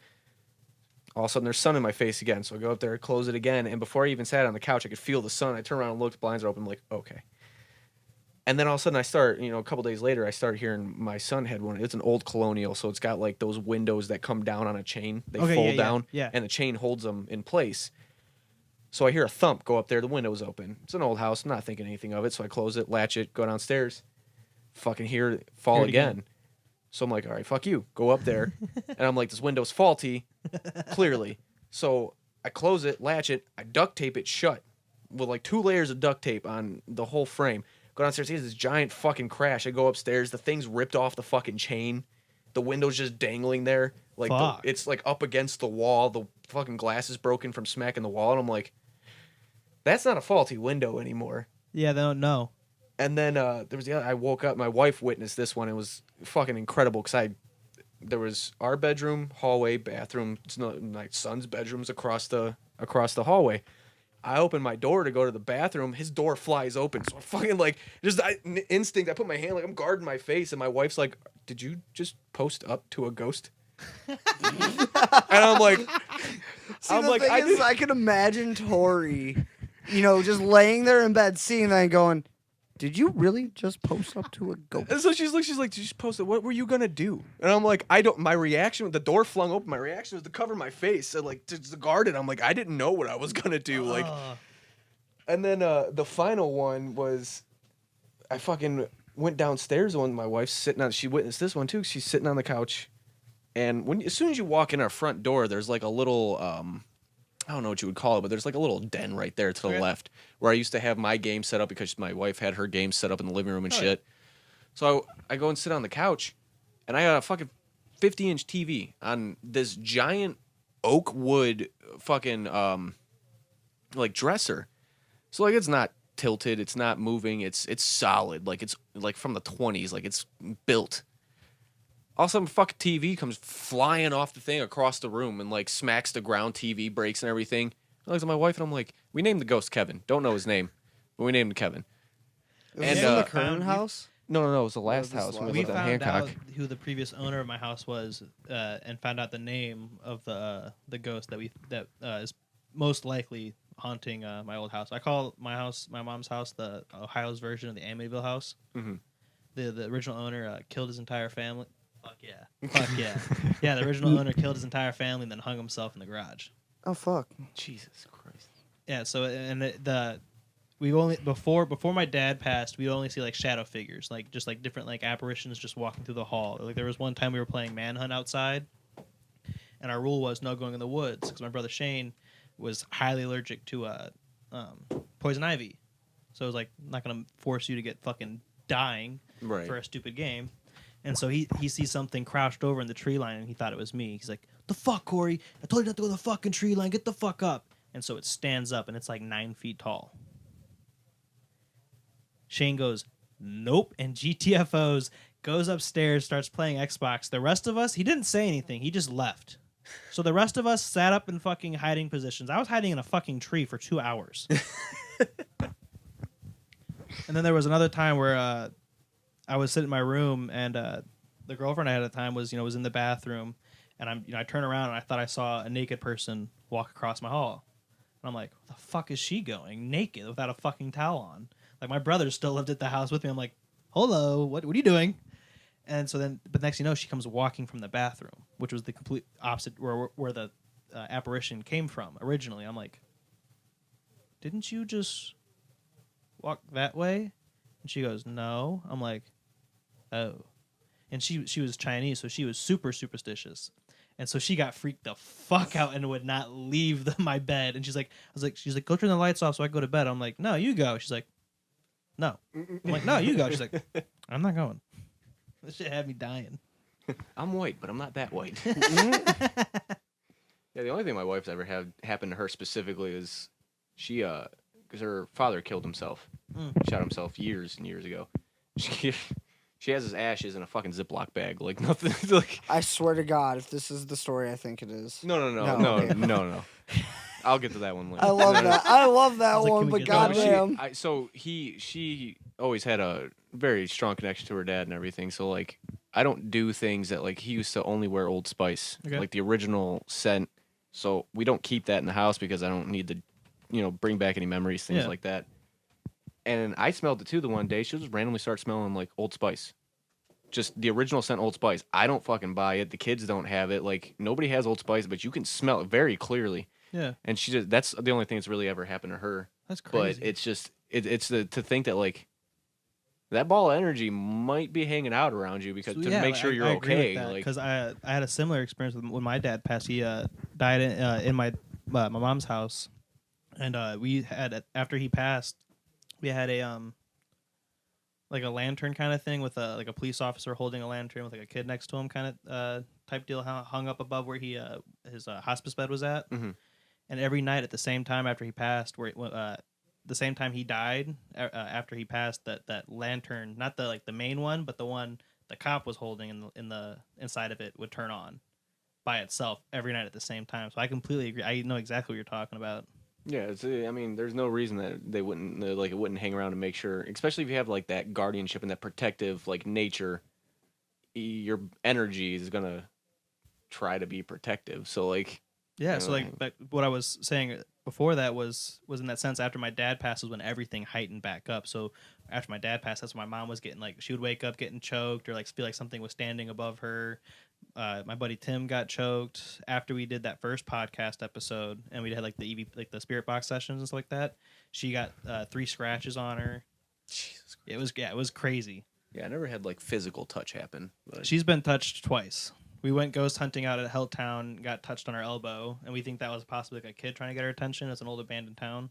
Oh yeah, dude, I've been the whole time. I tried doing the Crybaby Bridge, nothing happened or anything. But like I tried all of it. 'Cause, like we went on a fucking hunt the one Halloween. I'm like, there was a barn we went to like right off off this trail that was it was pretty cool because they had a pentagram in it. Mhm. Someone did like it was an actual like ritual site too. Cause they kicked when they got there. They kicked before people showed up. They kicked the candles off the floor because like the back of the barn wall was broken out. yeah, So they kicked all the candles out and then they sealed it with like a John 3:16. I think it was what it was. Did a spirit box session in it. And the spirit box I used was what's called a direct link. So you have to hold your finger on like an antenna hole, and so your body becomes the antenna. And so I was asking a bunch of questions. It said my name, and then it said I asked if it was stuck here, like if it couldn't leave, and it said trapped. I was like, okay. I was like, who are you trapped by, or what? Like what's stopping you from leaving here? And it said God. And I'm like, didn't think. I thought it was okay. That was cool. That was creepy. Didn't think anything of it at the time. And then I'm like, a couple days later, I was thinking back to it, and I'm like, pentagram, sealed by John 3:16. Spirit said trapped. I don't believe in Christianity, I don't believe in like any like specific kind of like religious deity or in a sense, but like that's got some kind of weight to something, Right. you know, like that's got to be something.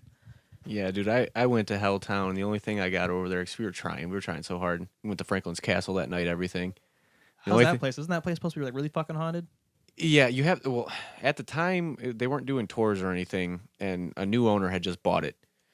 So like we had to break in, and it is the most. And I know a lot of it is just mindset, because Gotcha. like you already have this preemptive like, oh, something's gonna happen. It was the most uncomfortable I've ever been in my fucking life, Really? because we had to break in through this little window, and the heavy feeling of going in there. Like I said, I know a lot of it was just because I already was in that mindset that something was going to happen. So just the heavy feeling in there. You're like, I'm like, I don't scare easily, but I'm like, I don't want to walk through here. Like, The only thing- we've gotten to that first room, and I'm like, I'm ready to leave. Like, That's this how was a I- mistake. I'll That's kinda take how you- I felt when we did the music video. We did it in that old. What was it? What did it used to be? It was an old It's- train factory or Yeah, some shit. and it's where they did the Avengers, the Okay. scene with Scarlett Johansson where she's tied up or whatever. Ooh, okay, hell yeah, that's so yeah, cool. that's where we did the music video, just in a Fuck yeah. different room of it. You can actually see that area in some of his and Andrew's solo shots. Fuck yeah. We actually did our first photo shoot there too, which was That hilarious. you talking about that stairwell? You guys should No, the up top, like that whole area is It's just super uncomfortable. There's a homeless man. There's a really cool homeless man living up there, though. That's cool. like I Because was he's like, because somebody was trying to fuck with our car while we were shooting the video, and the homeless guy upstairs, he's like, oh, I'll stand by the window and I'll keep an eye on it for you. And we're like, thanks. but there's the basement section. There's a downstairs that no light gets in. Dude, that's. Have you ever walked? Have you ever gone to the temple live? No, You know what I'm talking about? That music venue that just opened up this Yeah, past yeah, year. no, I haven't been there. never I been almost went there for Asking Alexandria, but I think Dope something else show. came up. That was a dope show. I was there for that. I heard there was a lot of issues though with Oh yeah, like people sound. kept the sound was shit, and then people kept it was too hot, and so people kept passing out, and a security guard fucking passed out. It was bad. But Fun show though. I started walking through one of the so like there's multiple levels. I think there's like what 3 floors, Yeah, give or take, in the basement. and then there's the basement. To be fair, though, the basement, it might not even be haunted or anything, It's but just like, dark and it's uncomfortable. dark. There's a fucking stained mattress down there, and there's like women's underwear Subjective, and yeah. shit. So I'm like, Subjective. yeah, it's like the good things didn't happen here. Yeah, definitely. But like I was walking through the one because like the ground level, if you will, like that first section doesn't really get a lot of light. It's up top, like that stuff is like I felt fine. But walking through one of the main sections, I just felt so fucking uneasy and uncomfortable. Like it's like that mindset thing you was talking about. That's one Yeah. reason why I brought it up. It's just like I felt fucking like something was gonna just like round that corner. Yeah, okay, I got you. Yeah. And I'm like tweaking out. Like me and Felt Brendan, like someone was watching you. me and Brendan scouted the area for the video just to find cool. Like we already been here before, you know, Yeah. cool. We know where we're at, you know, this, that, and the third. Like, of course, we have what we need just in case something did happen, like, you know, homeless or just wrong kind of people. And I'm just walking through, we're scouting, and my hand is like on my back like the whole time because I just felt so uneasy. I don't like places like that. That shit fucks with me. So that's I've never had any sort of like paranormal like experience or anything like that. Like the closest thing I get to it might have just been like my eyes were playing tricks on me. Was one time when my dog ran away. There's like this patch of woods that used to be down the street from my house. They tore it all down to build another apartment complex. And I was checking these woods, never been in there before. And it's funny because I ended up like, as I got older, as like at 16 and on, used to hang out in the woods. Like we used to hang out in there and shit. There was like a little spot in there that we all used to hang out in. And that was fine. But I was walking, I'm looking for my dog, and I just see this like fucking beast of a figure. I don't know what it was. Like I thought it was like a bear or something, but it was just like this massive fucking like beast. I booked it so fucking hard out of there, and I jumped through like a bunch of like there was like I was basically walled off. Like it wasn't like a path or anything. There's plenty of paths in there, but I just jumped through. I was like halfway like, in the nice middle section. Booked it. I fucking got to the edge. I jumped out through this shit. Got hit with a bunch of thorns and all that crazy shit. I had one like lodged right here in my fucking like by my elbow and my arm for a good like month and a half. And when I finally got that out, it felt so good.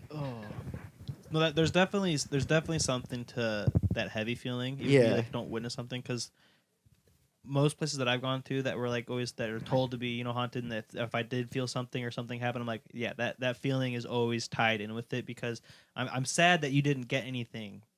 I had that heavy feeling even in the fucking reformatory. Yeah, no, in Mansfield. No, I have a cool ass story about the reformatory. We were at before I tell the I want you to come with me to Helltown. We'll go to that barn, because I'm that during the daytime felt normal. Felt like you're just hanging out at this creepy abandoned barn, right? Dude, I'm always for going ghost hunting and shit. So fuck yes.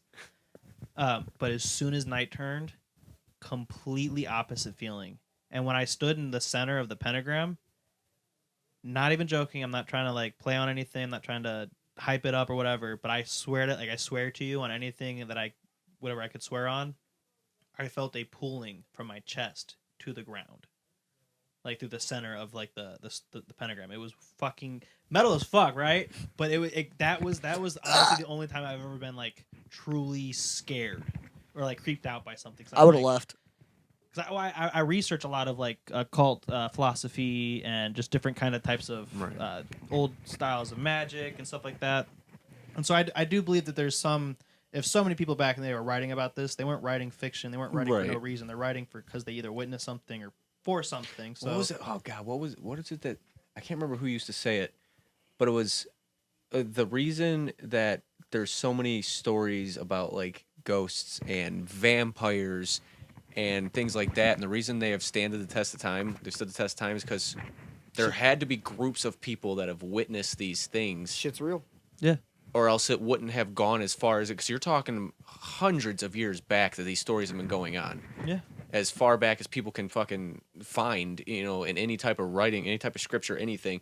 So like there has to be something behind it. If these stories have gone this far for this long, and there's so many different like views of it and things like that, like something has to be happening. And if they're believing in this stuff, something's got to be like they have to be gaining something from this or seeing something from this for them to believe it. Because I mean, if you looked at how strict and how disciplined when it came to those kind of things, when it came to religion or just those very taboo or obscure beliefs, that they were doing something. They're risking scrutiny, being kicked out of their village or completely shunned by their entire people and family. So like you're saying, like there's got to be some weight to this. Yeah, it's like a warning sign. Like if there's a warning sign there, it's because whatever that sign is warning has happened before. Yeah, that sign saying wrong, don't drive this way. There's a sign there for a reason. Yeah, someone drove the wrong way one time. Right. Cliff ends, road ends right here. Yeah, someone didn't see it. It's because someone fucking ran off of it before. And I and a lot of times when you're reading the cult books, they because of that scrutiny that they would face, they have to reword a lot of it. So like the main like kind of like starting ground that I found for to learn about cult philosophy is the 3 books of occult philosophy by Henry Cornelius Agrippa, and then there's the Occult Anatomy of Man by Manly P. Hall. And they even say in the book, like, this is not a book to tell you how to do. This is a book to understand philosophy.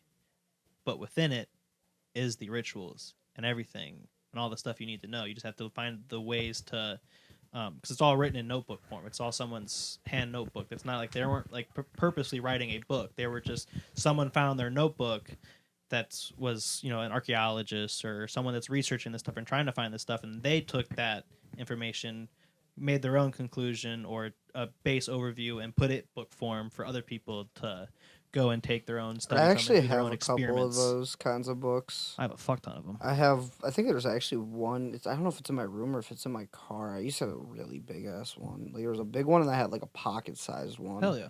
And I've been meaning to read it for a very, very long time. One of them has something to do, like, I think one of them was, like, heavily focused on, like, Lucifer and shit like that. Okay. Hell And yeah. I have my favorite book that I have is Aleister Crowley's Complete Grimoire. So it's his complete book of spells and rituals. That's fucking awesome. Yeah, it's the fact that this thing's legal to sell is kind of fucked up because when you read the ingredients for some of these rituals, like one of them calls for, you know, the fat of a human fat. And so, or like you have to go dig up fresh grave dirt, freshly dug, buried grave dirt. So it can't be just dirt from any grave. It has to be someone that was just freshly buried. And so there's a lot of really fucked up shit you got to do if you want to try to do these fucking things. And yeah, so it's there. To me, it's cool to try to get behind like the mindset of the people back then, and because of that experience of like standing inside that pentagram like that, you know, that shows me that there's got to be some weight in some form, because all esoteric, hermetic, all those different types of beliefs and types of pagan magics. It doesn't matter if there's talking about one god or one deity or the other. They're all hitting the same kind of ketones, right, and different, and like very they're minute points, but they're like very specific points, and each one hits them almost every time. Yeah. So there's across the board, there's got to be something. Yeah, like as like religion and stuff. Like everybody's got their different variations of religion that they believe in, but the centerfold is all the same. Oh yeah. They So all like have the there same, was same something, stories, but different heroes. Yeah. So like there was something that happened, and everybody has different ways that they saw it, and that all split up. But this doesn't start with just one person being like, you know what, I'm just gonna make up a story that I saw something. Mormons. And then all of a sudden, like, one guy is like, oh, dude, I saw this person that was dead, and they were just walking around, and all of a sudden that blew up to what it is today. Like, that doesn't fucking happen. Something happened that affected an entire group of people, yeah, and that's the only way it grew. And then, like I said, the same thing like with religion and shit like that. Like, if you look at every single religion, it has the same center. It's different ways that, you know, different people, different, but it's all the same center. So that means at some point there was something or a group of people that was at the center of this, and then it just the best spread. metaphor I've ever heard for what you're saying is everyone likes Domino's, but this delivery driver is better than this delivery driver than this delivery driver. Right. Everyone's delivering Domino's, but someone delivered it differently. Yeah, exactly. Yeah, the last one fucking folded our pizza in goddamn half. Sorry, That's wait, no, it wasn't in half. That's because that man is godless. No, I'm still pissed about that. And Heathen. they were fucking mad that I called back to be like, yo, my pizza is fucked. Like, They got mad at you for complaining about bad. right, like, it wasn't even like that it was, like, folded in half, so it could have been like, oh, shit, fuck it. Let's just cut it a little bit differently. Let's see, like, a calzone. No, like, it was, like, just put together, like, it was just smashed and ripped apart. And godless. then I call him, like, hey, like, I can bring it up and, like, you know, show you, but, like, I promise you, like, I literally just grabbed this off the porch 2 fucking seconds ago, and it is just fucked. Oh, okay, well, we'll remake it, I guess. Okay, do you just, like, I can come pick it up? No, we'll deliver it. Whatever. Hangs Second up. one came up fucked up. No, they almost gave me the wrong fucking pizza. I met the driver outside to get the pizza. And, like, it was a different driver this time, and I was like, I don't know what fucking happened. And I check it. She gets back in her car. I was like, oh wait, hold on. I gotta check this shit. I open it up. I'm like, this is all fucking small anyway. So I open it up. I'm like, this ain't my fucking pizza. So I'm like, hey, wrong pizza again, asshole. That's fucking funny. This last time they didn't fuck up the pizza, but they forgot the hot sauce. That's the worst Dude, part. I'm weird. I get a fucking Alfredo with hot sauce pizza. Oh no, I'm with you. I'm on the Alfredo, but pineapple. Fuck yes. All right, yeah, I'm in. You son of a bitch, I'm in. I can't do the red sauce. But dude, I went to fucking Wendy's today. The fucking cashier kid had a goddamn AirPod in. So did the girl that was doing like fries or whatever. And the one manager is just soloing drive-through. And she starts like freaking out, like, I need help. Somebody come fucking help me. And then this fucking kid was just moseying along. Like, he would, I'm gonna fucking get up and reenact the shit. He had to go get it put together this order. He's just, The fuck's that got to do with pineapple on pizza? no, because now I'm complaining about I was thinking food like service squirrel. because I work in it. That was a very intense segue. No, and then Or lack thereof. so it takes us like 20 minutes to get our fucking order taken. And this kid, we had to repeat ourselves like 6 fucking times for him to hear us. And then so we finally get our food. I'm already pissed off and fed up. Should've with just this. took his fucking AirPod out of his ear. That's why I'm fucking saying. I was like this close to being like, dude, take the fucking earbud out. Maybe then you can understand what the fuck we're saying. So sorry, I'm like heated No, you're about good. this because Love it. and so This is the time where I wish I had a video camera. and I'm like I'm bitching about it. I walked outside, started hitting my fucking vape. I'm like, dude, I feel like I'm at work right now, getting fed up with my fucking coworkers. I'm getting pissed off. So I go back inside. I'm like calming down. Dude in the kitchen, the manager that's running kitchen, great guy. He was doing great. He was doing God's work. I got my fucking nuggies. Hell yeah. Dude, the sauce. Dude, Wendy's nuggets are the Dude, the best. fucking saucy nugs.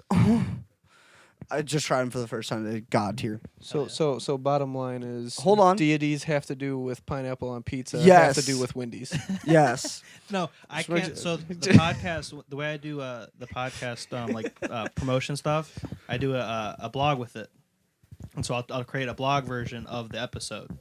But the way I create the blog version, because I don't know how to I'm not a writer. Well, I am a writer, but I'm not like a journalist writer. Right. So I use AI, but then I just call it Jeff, the alien.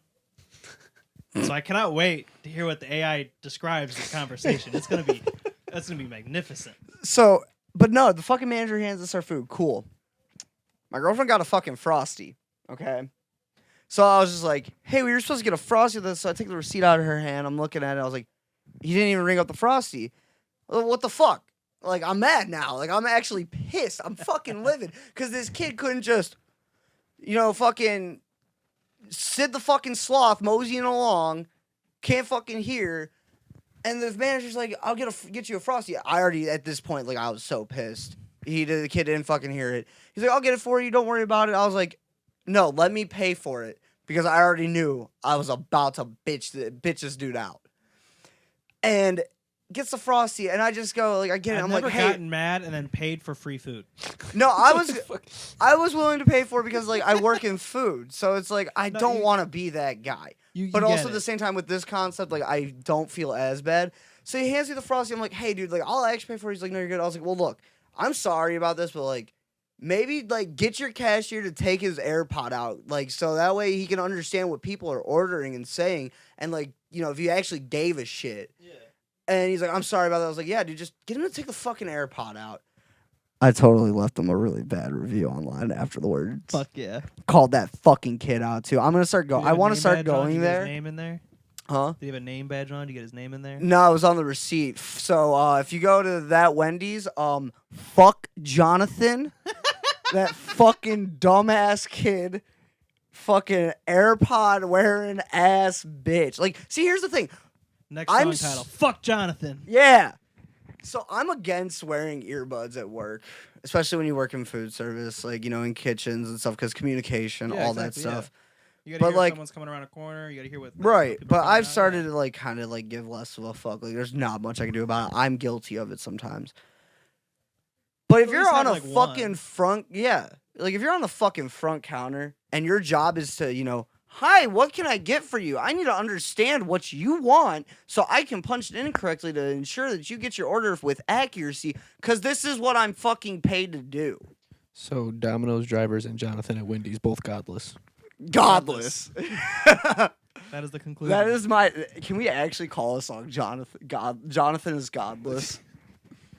Jonathan is godless. That is the first single. Well, no, it's probably not. We have a couple other Saint ones John up the first. Godless. Nah, he ain't even a saint. That's why you call him the Godless. Oh. I don't get it. Saint of the godless. You smell. Yeah, no, sorry. I just had to get that out of my system. No, that was 'cause awesome. that is just... I hope you name this podcast Problems at Wendy's. Problems. I'm gonna have to now. Yeah, that's it. Jonathan is godless. Problems with food workers. Yeah, That's gonna be the description. Problems with food workers. No, Here's some problems on with the I Weird don't know, we Minds might piss off a podcast. fuck ton of people. I'm a food worker myself. I work at fucking...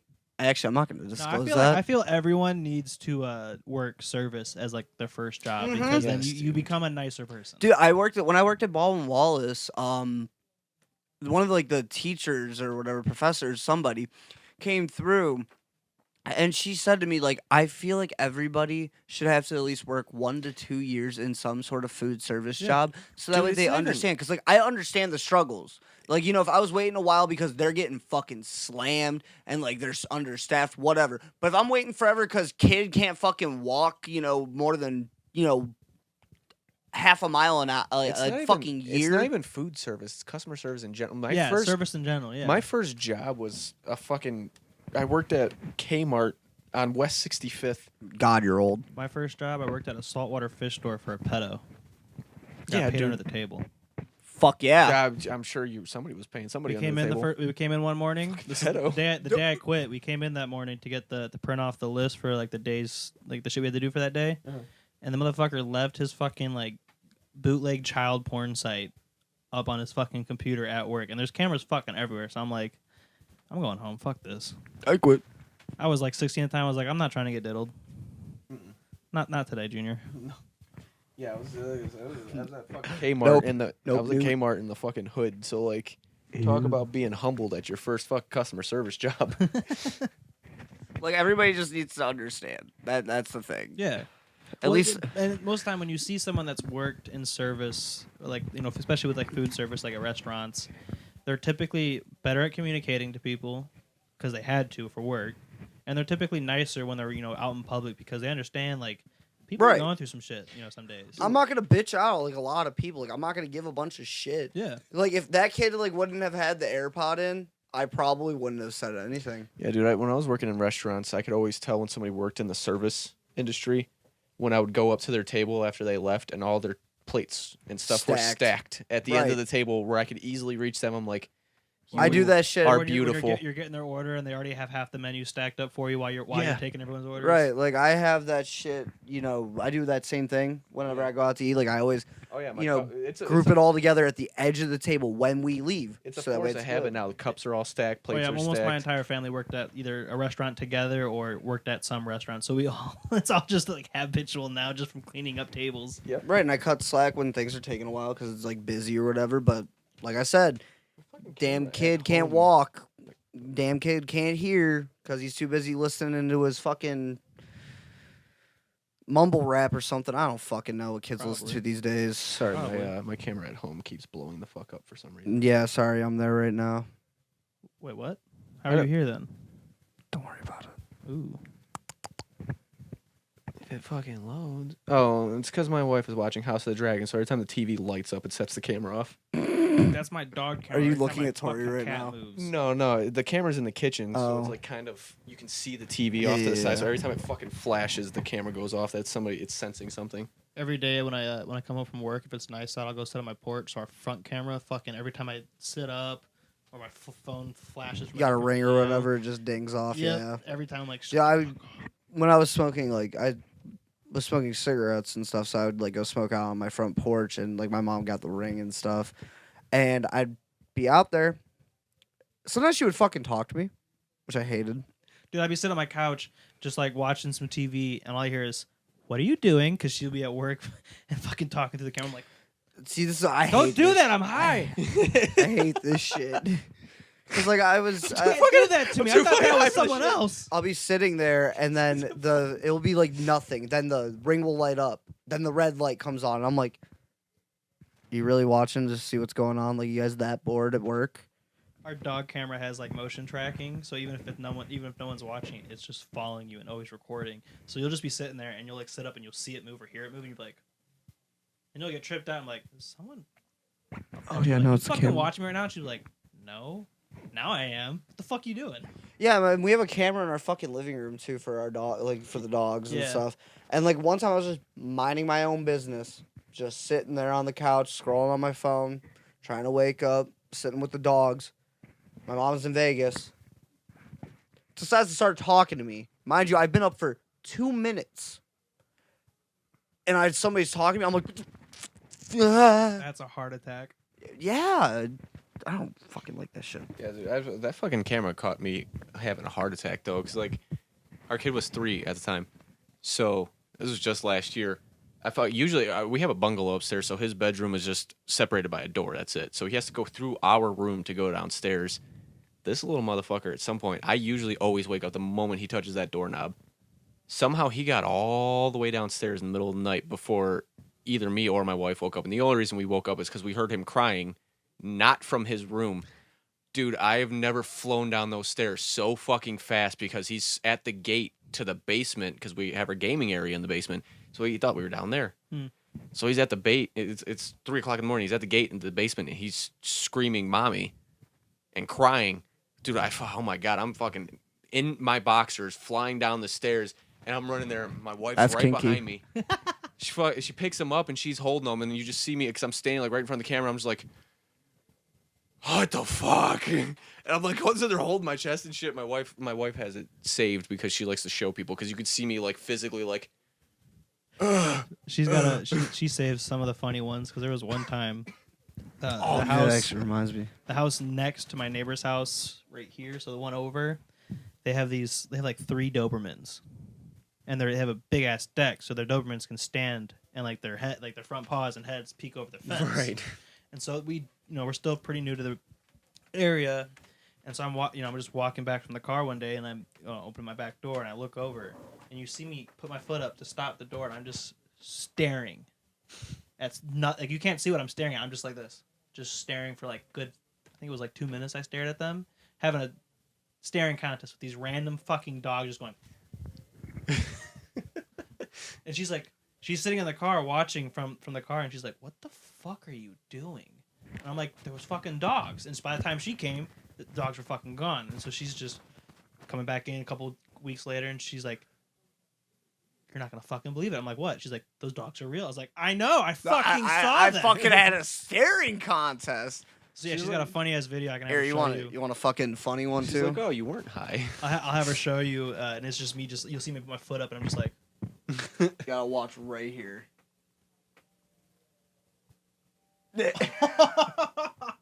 I ate shit at work real bad. I was fucking with my manager, and I threw like a bread ball or something at him because he was being a dick. So I threw it from like the front counter area. He was over by one of the side doors at the trash cans. I just threw it. We had just opened too, like we just opened for the day. Nobody was in there, but I threw it at him and it missed. And I ran up so that I could grab it so that way he wouldn't throw it back. And he's like, "You missed." And he said something, and so I threw it at him again. And I ran. I was hauling ass. And I just slipped. Here, I don't think I've shown you it. Stupid. And I hit my knee right on that thing. I laid on the floor for a good minute. I was like, That's the reason you don't run in kitchens, bud. See, that's the weird thing about our floors. Our floors are like also like textured. "Oh, so you Like- have more grip to it." Doesn't matter, Yeah, them but bitches are it's still still slippery. slippery. I work Like in a I've- machine shop, and it's just slip ring all day. You gotta get them I don't have slip to wear, and they don't force us to wear boots Oh my either. So I God. wear fucking Hey Dudes to work. Jesus So Christ. I'm just sliding everywhere. I worked at Ford, and Oof. every time it would fucking rain. Did you not have a life? No. Yeah. No. But every time I heard someone, if they're like, "Hey, you were working at Ford," I'm like, "Maybe." It's like, Well, I didn't You work. have a I life? didn't work at the factory. I worked Oh. at an actual garage, Gotcha, one gotcha, of the gotcha. Ford My bad, yeah. dealerships. So, fucking dude, every time it would rain and we would bring a car in, just water all over the floor. Everything's fucking coated in oil. and we where we had to work, we used to have these old. We had this old alignment racks, so it wasn't like a normal lift. It was a big, solid chunk of fucking metal. One time I went walking over to this car, and I fucking not only did the splits because it was wet, fucking did the splits, so my nutsack is torn open, slammed my shin on the alignment rack. Oh. And I'm laying around on the ground, like rolling around. I'm like, dude, I fucking quit. I quit. I'm like, I'm gonna just pack up my tools. Like, I'm going home. Fucking That's how it was at the repo place too. Like, cause we would bring cars inside. Yeah, dude. It's to clean anything them that has out. anything to do with oil, dude. As soon as it rains, you're fucked. Well, cause we had a garage, cause that was the shop for all the tow trucks and the camera cars, and we would bring cars in when it was raining or like really fucking cold out, and that water on the ground with that oil, it just made it miserable. The one time we cleaned the floor, actually, it was really satisfying. You having trouble over there? Yeah, we lost sound for a second. Well, I accidentally hit the interface cable. We're back now. sorry, you got like 2 hours of audio right here. Yeah. 2.5. Nice. And also on top of that, How long's your longest one? The longest one I did was almost 5 hours, but I edited it down to like 2. Solid. This one I'll probably just edit the few little things, but it'll probably be about 2.5. All right, but also I have one request for this. Yeah. You'll get this by the end of this podcast. Somebody, please show me your butthole. Show me your butthole. Too easy. Show me but we worked the gathering for Raven. He was playing guitar for them. So we went to the gathering of the Juggalos. Oh, fuck yeah. And there was this guy Heard from those the fucking shows are always fucking insane. from the moment we got Hell there, yeah. from the moment we got there in the morning, this man was so confident. He was so confident. There was so much energy, and he was just insistent on somebody showing them their butthole.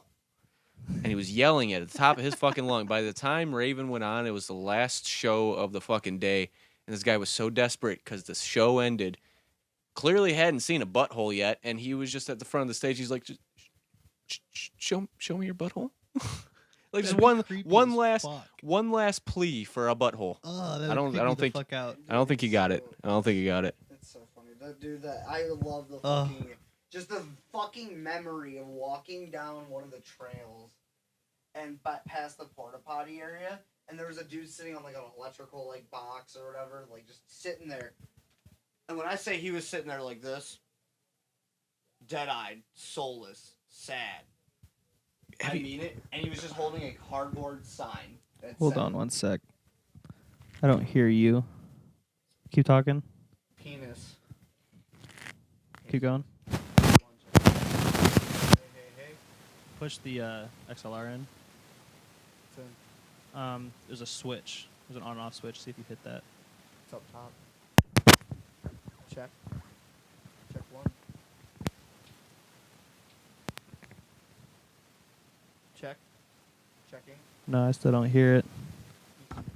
Penis. That works. Okay, cool.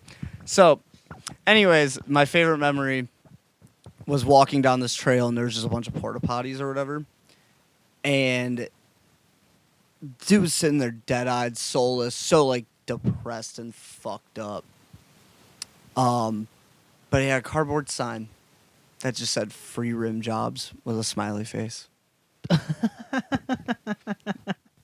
I love that. That's fucking It was a good time. What's your guys' favorite festival you guys ever gone to? I mean, Like not doesn't have to be as a band or just like personally. I mean, I've been to Ink one time. And then I played The Gathering. The Gathering was very interesting. Hell yeah. Overall a good time, Fuck really. yeah. And I was just happy to be with Raven and them, and for Jay, Brendan, and Devin also went and helped out and worked it. Hell yeah. Love those guys to death, and I would do pretty much like almost anything for them. I don't know if I would cut off my wiener. I probably would actually. I love them. Metal as fuck. Warped Tour. Ah, motherfucker. This motherfucker dropped that mic. No, Dude, you you lost don't privilege. fucking stand. The last year Warped Tour was around that I could fucking go to it. The weekend that they were in town in Ohio, I shipped out to Basic. That's rough. Right? Oh, he's gonna go fucking with the cable. Oh. That might have been. Check. Checking. I think your You got- XLR is a little fucked up. Yeah. I think you're in 6. So keep going. Check. Check. Here you are. You're back. Yeah, we just needed to move that cable a little bit. I wonder how long ago it died.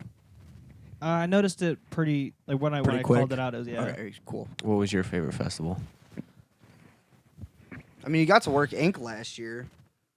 I'm sure that Ink was cool. cool because of the people I got to meet, and I'll talk about that. But my favorite festival, honestly, was Beyond Wonderland out in Washington. It's it's like an EDM festival. Okay. I've heard of it. I've only Place was fucking insane.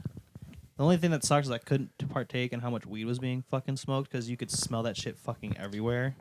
Yeah, the girl. But the first night it was Alice Wonderland. Alice in Wonderland was the artist that was playing the headline in the main stage the first night. And out of nowhere, this massive wave of fake spider web that you'd see in Halloween comes across this 50,000 people crowd, and it's just I have a video of it. I have to search for it. I can show you guys if I can find it.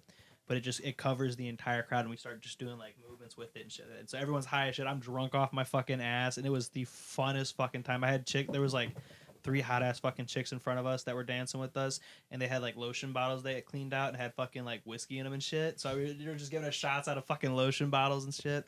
I woke up in a tree from the cops pulling me out because I got drugged. Pretty sure someone drugged me with fentanyl because I passed. I was at Sullivan King set, was drunk off my ass, but I was I could remember it. Right. And then out of nowhere, there's a certain point from that set I don't remember anything. I remember waking up from the cops pulling me from laying in a tree, not from driving or anything. I was just laying in a tree out towards the campground side of the festival grounds, but 2 hours of walking time distance from my campsite. Jesus Christ. At 4 a.m. So I'm like. They picked me up. They're driving me. I think they drove me back actually on. I don't know where I was when they picked me up out of the tree, to be honest. But they drove because I remember them driving me somewhere. Mm. So I'm waking up in and out. They asked for my ID. So luckily I was smart enough in my inebriated state to hand them my CAC card instead of my driver's license. So that helped a little bit. And when they found when they were helping me, they kind of go through my shit. They saw that I have a badge in my wallet for my dad, and so that helped a little bit too. Right. And so they're like, all right. They're like, where are you supposed to be? I was Beyond Wonderland. I was the campsite, I guess. I was the campground. He's like, all right. So they dropped me off, but at the wrong fucking campground site. So I'm 2.5 hours walking distance from my campsite, but didn't know where I was. So I didn't know how to get to my campsite. So for about 3 hours, I was drunk off my ass, freaking the fuck out, having a total panic attack, trying to figure out where the fuck I was at. It was an insane fucking weekend. But Ink was cool because I had lunch with Jose Mangan from Sirius XM. Yeah, Okay. yeah. That was. I really think I talked cool. to him for a minute. He was out talking to Rita, Hell yeah. and I talked to him for just a second. We talked about he was telling me how he got into smoking weed and how his younger days in the scene and all that. He told me his whole fucking life story while having lunch. And he wasn't even having lunch with us. He was sitting behind us, and we just said he looked over and we just said you just had to because it's fucking Jose. You wanna if you're with a band, you're trying to promote to that guy, Right? That's the one guy you want to promote to. Right. So we just said hey, and just started having a conversation with us. And I was like, hey man, you want some mushrooms? Because I have a mushroom pen. And I knew he smoked. So I'm like, hey man, you want some mushrooms? He's like, what? I was like, yeah. He's like, that's a vape. I was like, yeah, you can smoke mushrooms now. You can smoke mushrooms now. He's like, what the fuck? He's like, I'm good because I got to go on stage in a little bit. It was right before he went on stage for Memphis set. Okay. And but then he started telling me his whole fucking life story. So that was really cool, getting to just hear how he got into radio and all that shit and all the crazy fucking stories of back in LA as a kid. And then I got to meet. It was cool. I got to watch Memphis Mayfire, which is one of my favorite modern bands. Yeah. Watched them play their set and then met them backstage. And Maddie was the other members were they kind of they waved hi and they're obviously they're fucking tired. I get it. They're going back to their fucking green room and just chilling out because it's hot as fuck. But Maddie it was cool that Maddie took the time came over to us while we were just standing there just hanging out. Came over and took the time and said what's up to us and actually talked to us for the best. That was pretty cool. That's what we were hanging out with fucking for a while. We were hanging out with fucking at the gathering with John Goblikon and fucking Dickie Allen. Fuck yeah. Yeah. Fuck we yeah. were hanging out with Nekrogoblikon for a while. Fuck I thought it yeah. was so the thing is I didn't know that was Dickie Allen. I don't follow Nekrogoblikon too hard. I don't really follow Dickie Allen. The only But- person I know from Nekrogoblikon is the fucking goblin. Yeah, Yeah, John John Goblikon. Goblikon. I met him. I have a picture of him strangling me. Fuck yeah. But I remember walking out back onto the deck from the green room just to come back out to hang out with everybody. And he comes up to me. He's like, "Hey, do you got a lighter?" And I was like, "Yeah, of course I have a fucking lighter." And it was for Dickie, and he was trying to, let up some smoke. And he's like, "Oh, thanks." So he lights it. He goes, holds it out to me. He goes, "Do you partake?" And I was like, "Oh, no, I don't. But that guy does." And I point over at Brendan. And oh my God. So he goes over to him and he goes, basically shows him like, "Hey, you want to smoke this?" And this kid, he was just like, I mean, well, shit, if you're offering. He Like, was he got wearing- all giddy and stuff. And he was wearing his Infant Annihilator hat too. That was the first thing that Dickie saw, because he came walking out, and he looked. Well, John saw the hat first, and he goes, "Is that an Infant Annihilator hat?" And Brendan's like, "Yeah." He's like, "Hold on." And he walks in, and then he comes back out with Dickie Allen, and Brendan's just sitting there looking at him. He's like, "Can you?" And he's like, "Yeah." And he signed his hat for him. he retired the hat immediately after that night. He wore that shit from like the start. Yeah, and then he sat there and Fuck smoked a yeah. joint with him and shit. Hell yeah. Like that, he looked so happy with that. I feel like that's also like that's another good memory from the gathering. There's not many good memories from the gathering, but there's a handful. I feel like they're all good memories. It's just some of them are a little bit more questionable than others. Like the wet t-shirt contest. I fucking love that because it was like it started off normal. It was the last event on the stage we were turned playing. into Like a fucking orgy. yeah, dude, it was. And it was like watching a car wreck, because like I didn't want to watch anymore, but you did. but I couldn't help it. It was. Is it going out again? No, I'm just. Oh, I Good was just one. regaining it because I moved it. No, you're Sorry. good. But so we're sitting there, and it's the last event on the stage we're gonna play, but for the daytime side of things before they move to main stage. And we're sitting there, we're watching. Okay, cool. Like we expected to see some titties. Yeah. And shirts come off pretty quick, but faster than you would imagine. Some girl had all of her clothes off, and she is just finger blasting herself in this fucking kiddie pool, just going hard. It was an experience. Then they start going down on each other and all that shit.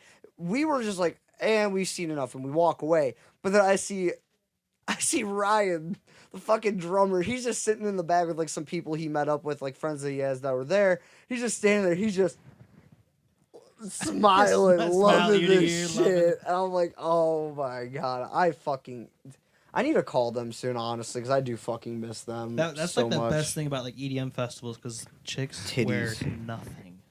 I saw a good I couple. don't mean to sound pervy, but they're good looking chicks, so like it's hard not to look. They do it so you do look. Dude, I I thought, but that sounds actually creepy. Cut that.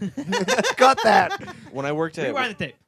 I worked at Rockneys, and there was a girl that I worked with, and so I still follow her on Instagram and stuff, and she is constantly she goes to every EDM festival Hell that you yeah. can possibly imagine, and she's always posting pictures, and I'm like, God, like what the fuck is going on there? I want to go to Burning What a Man beat so there. bad.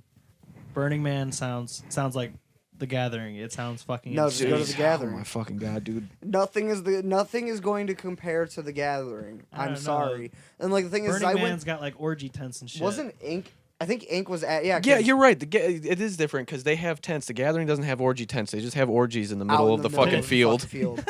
out Like, in the and it's- open. the mosh pit's not a mosh pit; it's a mush pit. Yeah. honestly. And the thing is, my first festival was about to be Ink, but my first festival ended up being The Gathering. the Gathering. Hell yeah. And I was playing it and stuff like this, and like I'm seeing all this stuff from like a different perspective, and I'm just like, Dude, I've never been so happy that I was backstage somewhere because we were watching ICP set from side stage behind cool the as security fuck. fence. That's they cool broke fuck. down the fence. They at broke the down end. the fence. There was fucking a Mob sea. stage. There was a sea of people, and I'm just standing there, and you can't see over the security fence, so I put my phone up to like look, put my phone back down and look at the recording. I'm like, Jesus Christ, I would not survive out there. Bro, they be shooting off fucking mortars in the goddamn middle of the thing. And Fago That would cannons. piss me off. It's I would get mad at that. They They're were shooting- they're shooting Fago cannons into Yeah. the crowd. Like Raven Black Like, played there 2 previously. liter bottles. No, or no, no. Like cans? they have cannons. filled with Fago. Like it's got a And they were line just attached fucking- to shooting it. soda. Yeah. Not like, I thought you said they were shooting like cans at people. I'm like, dude. No, they were shooting 2-liter bottles at people though. They were grabbing it, uncapping it, shaking it, and letting it go, and it was fucking rocketing into the crowd. I'm some like, of them would go Jesus. straight. They had some fucking launch on those bitches too, because you got to think like You ever a try to do main. that? Fucking and watch them fucking. They don't even explode? do that, Really? dude. I'll show you some of the videos. That shit is fucking crazy. You can tell they've perfected the art. You can tell they've been doing Like- it for a while. I mean, And- I do the confetti cannons, but that's about that's You the can most only cannon I'll get. Yeah, So- he would grab it with one hand, grab it, uncap it, shake it, and shoot it with all with one hand. Still having the Put mic, his fingers in still having the bottle mic in his hand like this That's while he's fucking fucking impressive. while he's like rapping and shit. And he's just, and I'm like, that's a skill. That's impressive. Like, That's go ahead. practice. He was sitting at home like during practice rehearsals and just fucking launching shit. Yeah. Think about the second stage at Inc. Second biggest stage. Okay? Okay. That was probably about the size of the main stage for the gathering. Fuck yeah. Fuck yeah. Those motherfuckers are able to just nonchalantly launch them and hit the fucking top. They were going straight up, bonk, down. Fuck. They could launch those bitches across They to weren't the fucking back. any like the lighting up or any like the Nope. audio rig. Nope. Really? They Nope. They wouldn't. had They that shit would. fucking They back wouldn't or- care if they did anyway. Probably. Yeah. Bro, They genuinely wouldn't have. they given put a on fuck. a Make enough fucking from that show. festival to yeah. Yeah, Like, they and don't I think fucking they care. also Because they're do. completely independent, aren't they? Yeah, no. So actually, they don't make much money from the festival at all. Okay. They do it strictly for the fans. Oh hell yeah! That. So why else do it? they used to go. I don't know if they still do, but they used to basically go bankrupt, like putting on the putting the gathering. gathering on. Like they So used to I lose do- money. I want to do something like kind of like not gathering of the jugglers, but I want to all the bands that I eventually interview. I want to do one big, massive, multi-genre 3-day fest. I think that'd be fucking awesome. That would be cool as fuck. I know there's a few people that are trying to get stuff like that going. You guys should Yeah. all. Yeah, shout out to Capulet Fest. I have not been following that too much. I just heard it's like a fucking nightmare. I haven't followed. It I heard the either. year before was not that good either. The year before, I heard it was in like a small venue, and Yeah. then they tried to jump to a dragway strip. The second year of the festival, and then the owner didn't pay the venue, so the venue pooled, and so then half the bands dropped, and it was all like day of fest. This all Yeah. happened like all day of, or like the day before. I heard that was. I just only seen like a little bit of it because I heard something about it. Because I think Outline and Color played it last year. Okay. I think that was last year. I'm talking about a shit show festival. It's fucking When We Were Young tour. Did you see all those bands that were posting about when that was happening, and they were all posting about it like, well, I didn't know that we were on the show, but apparently we are. They were just putting bands on. Yeah, they was like these people weren't even being communicated to. They were just so like half these bands were like posting, they're like, I guess we're doing this show. That's what they were. That's what that meant when they was fucking. I saw a bunch of those posts. Yeah. And then I set my friends on fire. I was like, what the fuck? Yeah, then they got mad because they didn't get invited, They should have. and then I'm they not gonna lie, I don't like those guys. They're great. They were cool people to hang out with for a little bit and talk to. yeah. I mean, that was obviously like an first intro band yeah, for obviously me. you My never first know. impression was that was them being the headliners of a festival, and they didn't show up until like 10 minutes before their set. And so that kind of annoyed me, and then they grossed me out because then I saw someone go on stage and eat a booger, Ugh. and it wasn't like funny. theirs; it was someone else's. So it like really grossed me. He the did. fuck He out. did. He did kiss a random man that he did not know, but like, which is fine. I don't give a fuck. No, that's But the fine. fact that you don't know this dude, But here's the thing. complete fucking utter stranger, like you don't know where that mouth has been. This is what we have to look at it like. Ready? Are we talking about it right now? Oh, Then there you go. No, I agree. I agree. There you go. No, the shock factor works. No, I'm I about to agree. say. It's just the only thing that really actually bugged me was just them 10 showing, minutes was late. being not 10 minutes late, just Or not showing up until 10 before they're minutes. like all these bands that are supporting your like the festival you're headlining have been here all morning. Like, I since, kinda- like early this morning. Like you guys could at least show up and hang out and be like present. Right. When we played with them, I kind of felt bad because I didn't see, I don't think anybody. A couple people saw the message. Nobody replied, but they had sent a message in the group chat for all the bands, and they're like, "Hey, can someone drive our bus driver to the hotel down the road? Like, we can't get him there." And like, so obviously they don't have their cars. They're fucking Yeah. up here from Florida. They're on tour. Yeah. So he's like, "Can somebody drive our bus driver to the hotel?" And a bunch of people had saw it, but nobody replied. And then I didn't see it until like an hour, and I messaged back, and I'm like, "Hey, did you guys get that figured out, or do you still need help? Because like my car's outside." and they didn't say anything back, and I'm like, oh, they're mad. Like they're salty as fuck right now. They still put on a really good show. Yeah, they came in. They were walking. Yeah, they killed it. They were walking around for a few of the sets when we played with them. Hell yeah. Because it was an all-day festival. It's the Mosh Fest, Cleveland Mosh Fest. Yeah. Hell yeah. The first year of Hell that. yeah. I want to play that festival. Yeah, we were on there the first year. Fuck yeah. And yeah, I saw, yeah. Yeah, there was like I think it was like 3 or 4 sets. They were just in there just walking around and going back and forth and Fuck yeah. checking the bands out and shit. So I don't know. Maybe they were just running behind or something. When I mean that most likely probably was the case, and I just didn't know that. I don't know. I mean, it's my own perspective. Right. Yeah. Well, everything's about perspective. Yeah, exactly. So I mean, I could. You're exactly right. I could just not know that they had some shit going on, and that could be the case, and that's perfectly understandable. Right. I can't knock you for that. I've had my own cases. Yeah. Where we've had to show up fucking stupid late because we forgot fucking cymbals to go into the fucking studio, so we showed up an hour fucking late. Yeah. Yeah, So especially. no, I get it. Yeah. It probably was the case. It was just at the time not knowing and being young in the that was when when I was like first still kind of coming into being out of the military and coming into the scene. So Right. Yeah. No. I mean, I can see why you would have that perspective though, because there's there's a lot lot of bands that do that. Yeah. Or what was fucking the one show we played? I'm not gonna name drop anything because they're all bigger bands, but one of the shows we played, these motherfuckers. These motherfuckers I'm hit a nobody podcast still. Name drop them motherfuckers. I don't need this turn around to bite me in the ass later, but they stayed in the bus on one of our shows. They stayed in the bus until very last minute. And I'm like, they didn't have anybody at their merch booth, nothing. And I'm like, you guys aren't even, like, you're a bigger band, but you're not as big as you're trying to make yourself seem, that you're just literally hiding in your fucking bus away from everybody. I'm trying to think of which one that is. The last one. Oh. Yeah. You know who I'm talking about. They have nobody working their merch booth, so they had merch set up. Nobody was there. So I'm like, Hold on. I wanted to get a hat. I'm pulling the flyer and I'm pointing for you. Okay. I wanted to get a hat, and I'm like, I can't fucking buy a hat. I'm like, I might as well just steal one of these goddamn hats. Yeah. Yeah. I'm like, I'm just gonna about this. I'm like, I might as well just steal one of these hats. Like, You don't get to know. you tell him. I just can't. I'm not gonna name drop and shit talk people. That's I can't do it. No, you're good. No, I get it. It'll turn around and bite me in the ass No, eventually. there was one time where I was heated at Vampires, and I love Vampires everywhere. Those guys are homies. They've helped us out and offered so much help to us. But I was mad just based off of like stupid show shit that we had with them, and like we had to cut just from like because I found out after the fact it was the sound guy that was running super slow that would caused us to fucking be having to cut songs. Oh, yeah, I thought that's it was yeah. because of the.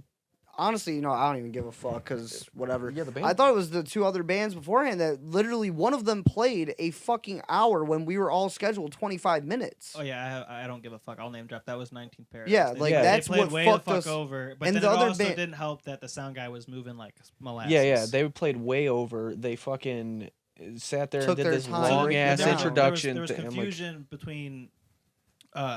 Someone was telling us that hey, we might need you to cut a few songs, but then their Vampires manager was like, no, you guys are good. Play your guys' fucking set. We love you guys. We know you guys are like you guys are good. And I'm like, okay, cool. And then this person comes back and goes, hey, we still like if I give you this sign, I'll need you to cut these like 2 songs or whatever. Right, What we had to did they- cut 2 songs from ours. yeah, they cut us Oh, too. yeah, I forgot We you guys were literally- on this. Yeah, We literally My only bad. played the newest EP. Like Yeah, we they cut started you with guys and Stay, us, yeah. played Story. Then I think we had like 2 more songs before we got to our closer. Yeah, I think it was a 5-song set. Dude, we only I- played a 3-song So set. we were bringing out 2 brand new songs, never played them live at all, and then those were the 2 songs that we ended up having to fucking cut. We were so mad. Yeah, dude, I don't. So that's I won't name drop a lot, but yeah, 19th Paradise because they pissed me off because that happened. They played an hour for a 25-minute set, did that long ass drawn out bullshit they were doing, and then had the audacity To leave. the next day. Well, yeah, they left right after their set. Well, they're all in like high school. I'm pretty sure. Yeah, well, fuck them. Then the next day they had the Learn the industry, audacity. kids. They had the audacity to post that the grog shop was sold out and they brought so many people and blah blah blah and like all this shit. And I'm like, No, you didn't. you're a fucking dad rock band, and there was 4 people standing there listening to your music. You literally they only The played show's set covers. list gets set up based off ticket sales. You know what I mean? Yeah, Right, like we were fighting with you guys for the whichever Yeah. spot. Like that's the thing. I like. Yeah, it. we were going back and It's forth. always friendly I think competition. the only reason we got that spot was because Vampires asked us back on this year. They Yeah. personally asked us for that show. Well, I think you sold a few more tickets than we did. you guys did. Because I think you guys had like 5 to 10 over us. Yeah. Okay. Like, and that's the thing, like, I don't go at it like, oh, dude, we're fucking better. We got it. It's like a little friendly competition. Like, you know, No, it is a friendly. And plus, at the end of the day, until your you- fans can become ours and ours can become That's yours. exactly That's what the it's goal. About. Exactly. until you pull things like that band did, where they fucking did all that, left afterwards. And I don't give a fuck that they're in high school. It was a Friday night, wasn't it? No, it was a Or was it- Wednesday. or It was was a it- Wednesday. Okay, either way. But it was. I can't forget that. Yeah, it was Wednesday because it was Tuesday last year. All right. Tuesday well, was a hard day to sell. Yeah. Wednesday's a Yeah, hard day. To I sell. also forgot that this next show's on a fucking Monday, and I think I didn't request off the day after. You still got time. No, I don't. That's Schedule's the- out. That's the shitty thing with working in manufacturing is I don't get days off. Oh, I take them off. Actually, you know, I'm gonna sit here and release my shifts right now. Yeah, any job that I get hired at, I fucking tell them straight up. That I'm What's like, my I'm like- reason for releasing the shift? Post show day. Well, I tell them whenever I interview, like straight up front, I'm like, I'm gonna let you know right now, like I got hobbies and I got my family. If I'm requesting a day off, it's not a request. No, I get it. They still hire me after that, and I'm like, I'm just putting it all on. If that's something you can't work with, then fine. I don't need the job. Like you don't need. Oh to wait, hire no, me, I did but, take like, the day off. Fuck yeah. Yeah, I'm like, you don't need to hire me, but like, if I'm requesting it, it's not a request. It's me letting you know that I'm not going to be at work that day. Yeah, that's how, Like, I right. look at requesting off. I just at that point I look because I don't. They never told me their policies on like requesting off and how to like get paid time off or like how to like take paid time off. So I just don't either text my actual boss or I'll call HR and just do like the actual proper like call off procedure. But I'm just like I'm just not gonna come in today. Right. I don't like And working. it's always decided like 30 minutes before I'm supposed to leave. I usually. I at least give a notice. I don't like working day of shows, even if it's like, you know, I can work like a half day or whatever. Like, I don't like working day of, especially like that's a big like. I don't want to. I want to get a good rest, take my time, get ready, try to not look like the fucking dumpster fire I am, and get there, get all set up, and like stay in that mindset, not fucking go make goddamn chicken fingers. I work with concrete. I'm not working day of a show. And then That's not. I like taking off the day after because I get back late. Like usually we leave the studio after unloading at like 2 a.m. usually, depending on the time we leave. But like on average it's like 1 a.m. we all go home and I'm not going to fucking work the next day. Yeah, we're still missing half a drum kit. We're still missing like half a drum kit because we were too tired the one day to have Quentin come back over with the cymbal stands and shit to unload from studio shit. Yeah, dude, the post show down is just it's awful. It's like you're fucking exhausted. You don't want to do anything. Right, and then it's like Yeah. the next day I gotta pull it together. I'm a little bit achy, just a little that's why bit. Oh, I've got arthritis, dude. The next day after a show, I cannot. I have to. We always try to book weekends because it always works better for most of our schedules, anyways. But I have to have that day off because if I don't, I can't move. Like It's the worst. I hate it because I just ache a little bit, but I get my ass down to the studio. The first thing I do is like I start hooking everything back up. Gotta get our record because we use the X32 for like our pre-pros and shit. Yeah. Gotta get everything set back up except the drum kit. Sometimes Brendan does it the night of if he's not too tired and just wants to get it done. Then I gotta go inventory merch and do all that shit. Like, it's such a painful time. Yeah, dude. No, I I feel know. you, dude. I take the next day I off love it, because I'm though. old. So like, Yeah, I'm not functioning. Like it's not happening. My knees lock up because my knees are really bad. My lower back locks up because I jump. You guys see me on stage. Yeah. I flail around like a fucking fish out of water. And so my lower back is messed up from falling down fucking mountains, and my knees are messed up from being struck by lightning. And so Hold yeah, up, Paul. what? Let's circle back to that one. Yeah, what the fuck? In basic, yeah, I got my entire platoon got struck. Or the entire male section of our company got struck by lightning. In basic, we were doing a brass and ammo check after a range day, and it was storm was coming in, so they're trying to get us to hurry up. And the lightning struck near us, but because of all the metal dog tags, the weapons and stuff like that, it arced, covered all of us, and didn't like hurt anybody, but like we all got like shocked, and some people got saw like lightning come from their fingertips to their guns while mid falling. My leg, like my entire body, got locked up mid fall. and all you saw was like a bright fucking flash of white. Did they send you some ibuprofen and send you on your way? No, our drill sergeant looked like he pissed himself and told us to get under cover. That was the only time I ever got scared in the Army because my drill sergeant looked scared, and that motherfucker was badass. Broke both of his knees from jumping out of airplanes and shit. Yeah, I was like, if that motherfucker's scared, I'm scared. The one time they showed they cared. Right? Only because, I his was life lucky. was at risk. I was lucky to still go to basic before they kind of made everything fucking soft as fuck. Everything is so. Dude, so my bad. fucking, I don't. But I feel like you two could sit back and forth and trade Well, shit when we that. were doing the fucking smoke chamber, dude, oh my god, I don't know anything about this. Like the closest our I come to this is like airsoft. Not even. Like our there's a little bit of instructor, combat dude, stuff. these motherfuckers are immune to the fucking gas anymore. Like, Oh, they do it so constant. It's every Yeah, dude, what, like, every they would go- 5 they'll weeks walk they're in a up to new you. cycle. yeah, they walk up to you, take your mask off, and and then they're still yelling at you while they're huffing the same gas. And if they catch you holding your breath, they make you fucking say the alphabet, whatever. Dude, when I And took my gas mask off, I took one breath. My first breath was through my nose. Didn't hurt. I was like, okay. My eyes weren't burning yet. I opened my mouth.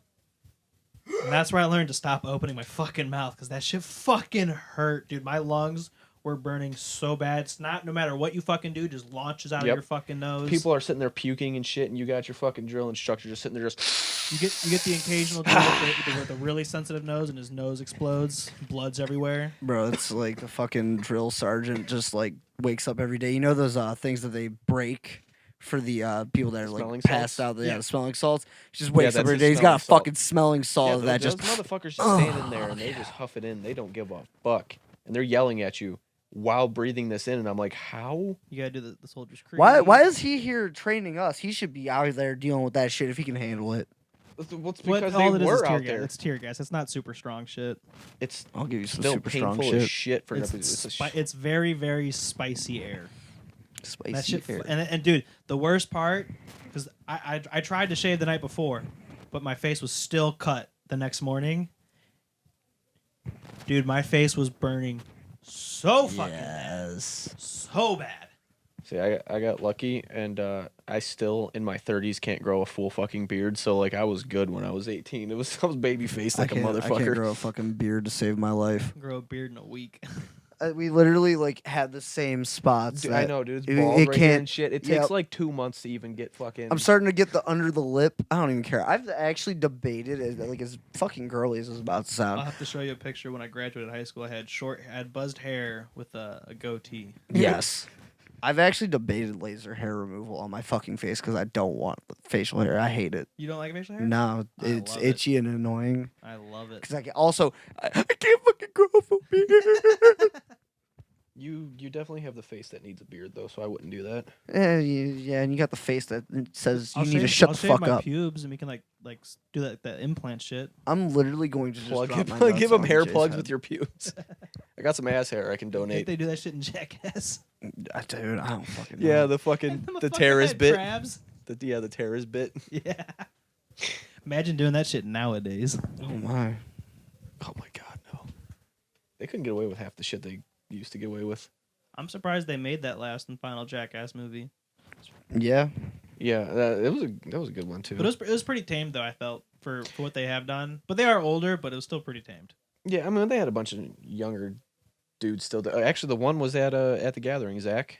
Oh really? Oh, yeah, Zach I have a has? picture with him Fuck because yeah. he was hanging out in because the green rooms at the gathering it's one big building and then it's separated into rooms. Everybody's got their own private room. That's how it was in at Summit Fest. It was behind the stage. Every band had their kit Mhm. lined up in order for a lineup, Mhm. and then the only people that actually had like a green room was like the headliners. But even then, it was just like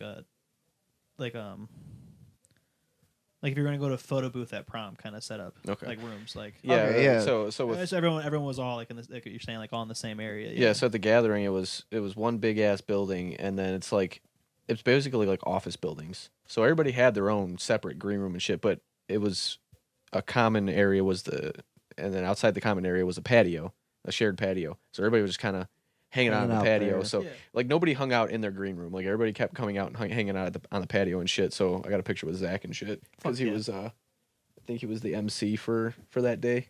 Yeah. And like even then, like they had the green room. it was like a two-story Green room building, was like, yellow, by deck the is way. where everybody was hanging out, like he was saying. But then there was, the inside. There was only like 5 rooms in there. We had one in there. Then like underneath the like patio, there was like another like patio type thing, and that's where they had catering.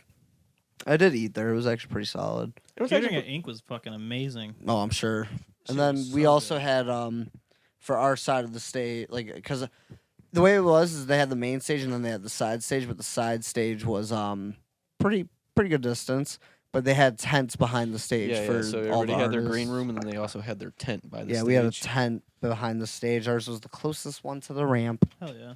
What would be your guys' like favorite venue you ever gone to see a show or like played at? Played at? I mean, I'm Mahal's. always gonna say like what? Mahal's was a favorite to play at. Like that. Mahal's was That tight, venue. That venue's cool as shit. but the fucking parking. Yeah, the parking that sucks. parking was a big I'm suck. always gonna like say like tried and true like Foundry. Yeah, is Foundry's always a good time. We're biased for that, but for actual setup wise and everything, Mahal's. I mean that That was a good spot. it's nice. in I would there. like to play the Roxy, but that's yeah. But also like honestly, nah, dude, because some of the venues I did play at, I played at the Viper Room in L.A. Ooh, hell yeah. That one was all right. Like it was cool. It was definitely an experience, especially with the history behind it. And it was really crazy coming up. Like there was like a small downstairs bar section to it, and then you had to go up these stairs to get to like the stage area. Gotcha. It's a real small place. Kind of like how Maple. no, Maple's like that too, but it's that the new venue that just opened up in Akron. Musica. No, I it's have like no a idea. bar. We played there with Ozolith. The fuck was it called? I can't remember the name. I'll find the name of the bar. But when you went up these stairs, they were soundproofed so heavily. Like you could literally like when there was nothing going on, you could basically like it was one of those moments where you could hear the blood going through your body Oh almost. damn! And then you get up there and Super then fucking quiet. it's like super quiet. It feels like tight in there. And then you get up there and it's just fucking bam right in your face. All that loud shit. See, I think I'm But partial- I think Starlight Theater in Portland was one of my favorites because it was just like it was really cool. Like it had like a whole outside section patio. They had a cat that lived there on the patio. Real cool. The green room was like behind the stage, but down some stairs, and there was a bathroom in there. Okay, you would open the bathroom door, and it was just another set of stairs, and at the top of that set of the stairs was the toilet. Hell yeah. I have a video of it, and it's fucking great. Like Hell yeah. the view from the toilet down to the doorway. See, I think the other reason I'm partial to Mahal's though is because Pins and Needles is in the basement. And Yeah, that place is that's tight. a dope ass setup. Cause it's like a. I'm have mad you I ever been didn't to go. Mahal's? Yeah. So I've been you know, to the upstairs stage, the smaller one. okay. Yeah. Have you gone downstairs to Pins and Needles? No. Oh, dude, it's awesome down there. It's like an old like 70s That's what I've and like heard. horror movie themed bar. Tim and Quentin went and saw Super Heaven there. Okay. Yeah. That bar is fucking sweet. I'm mad I didn't do bowling. Hell yeah. It was like $30. Oh, that's a little expensive. Yeah, I don't even. And you have to manually keep score. That's too much work. I Yeah. don't know how to keep scoring bowling. Bro, I just found out about this place down the street from our Each spot. pin is a point. A spare is 10. A Hey, strike is I 20. don't. I could just go somewhere for future reference. I love Mahal's. I love the vibe, but I could just go somewhere on a Wednesday night that is down the street from the studio and pay $10 for 2 games and shoes, and I don't gotta worry about keeping my own goddamn score. Fuck yeah. Dude, that place is fucking tight. I just found out about it last week, and I want to go back soon. Hell yeah. Sorry, I'm a whore for bowling. No, I love bowling. I used to fucking bowl all the time. Yeah, and then this motherfucker the day after calls me up. It's 4th of July. Hey, you got any plans? You want to go to this driving range and putt golf?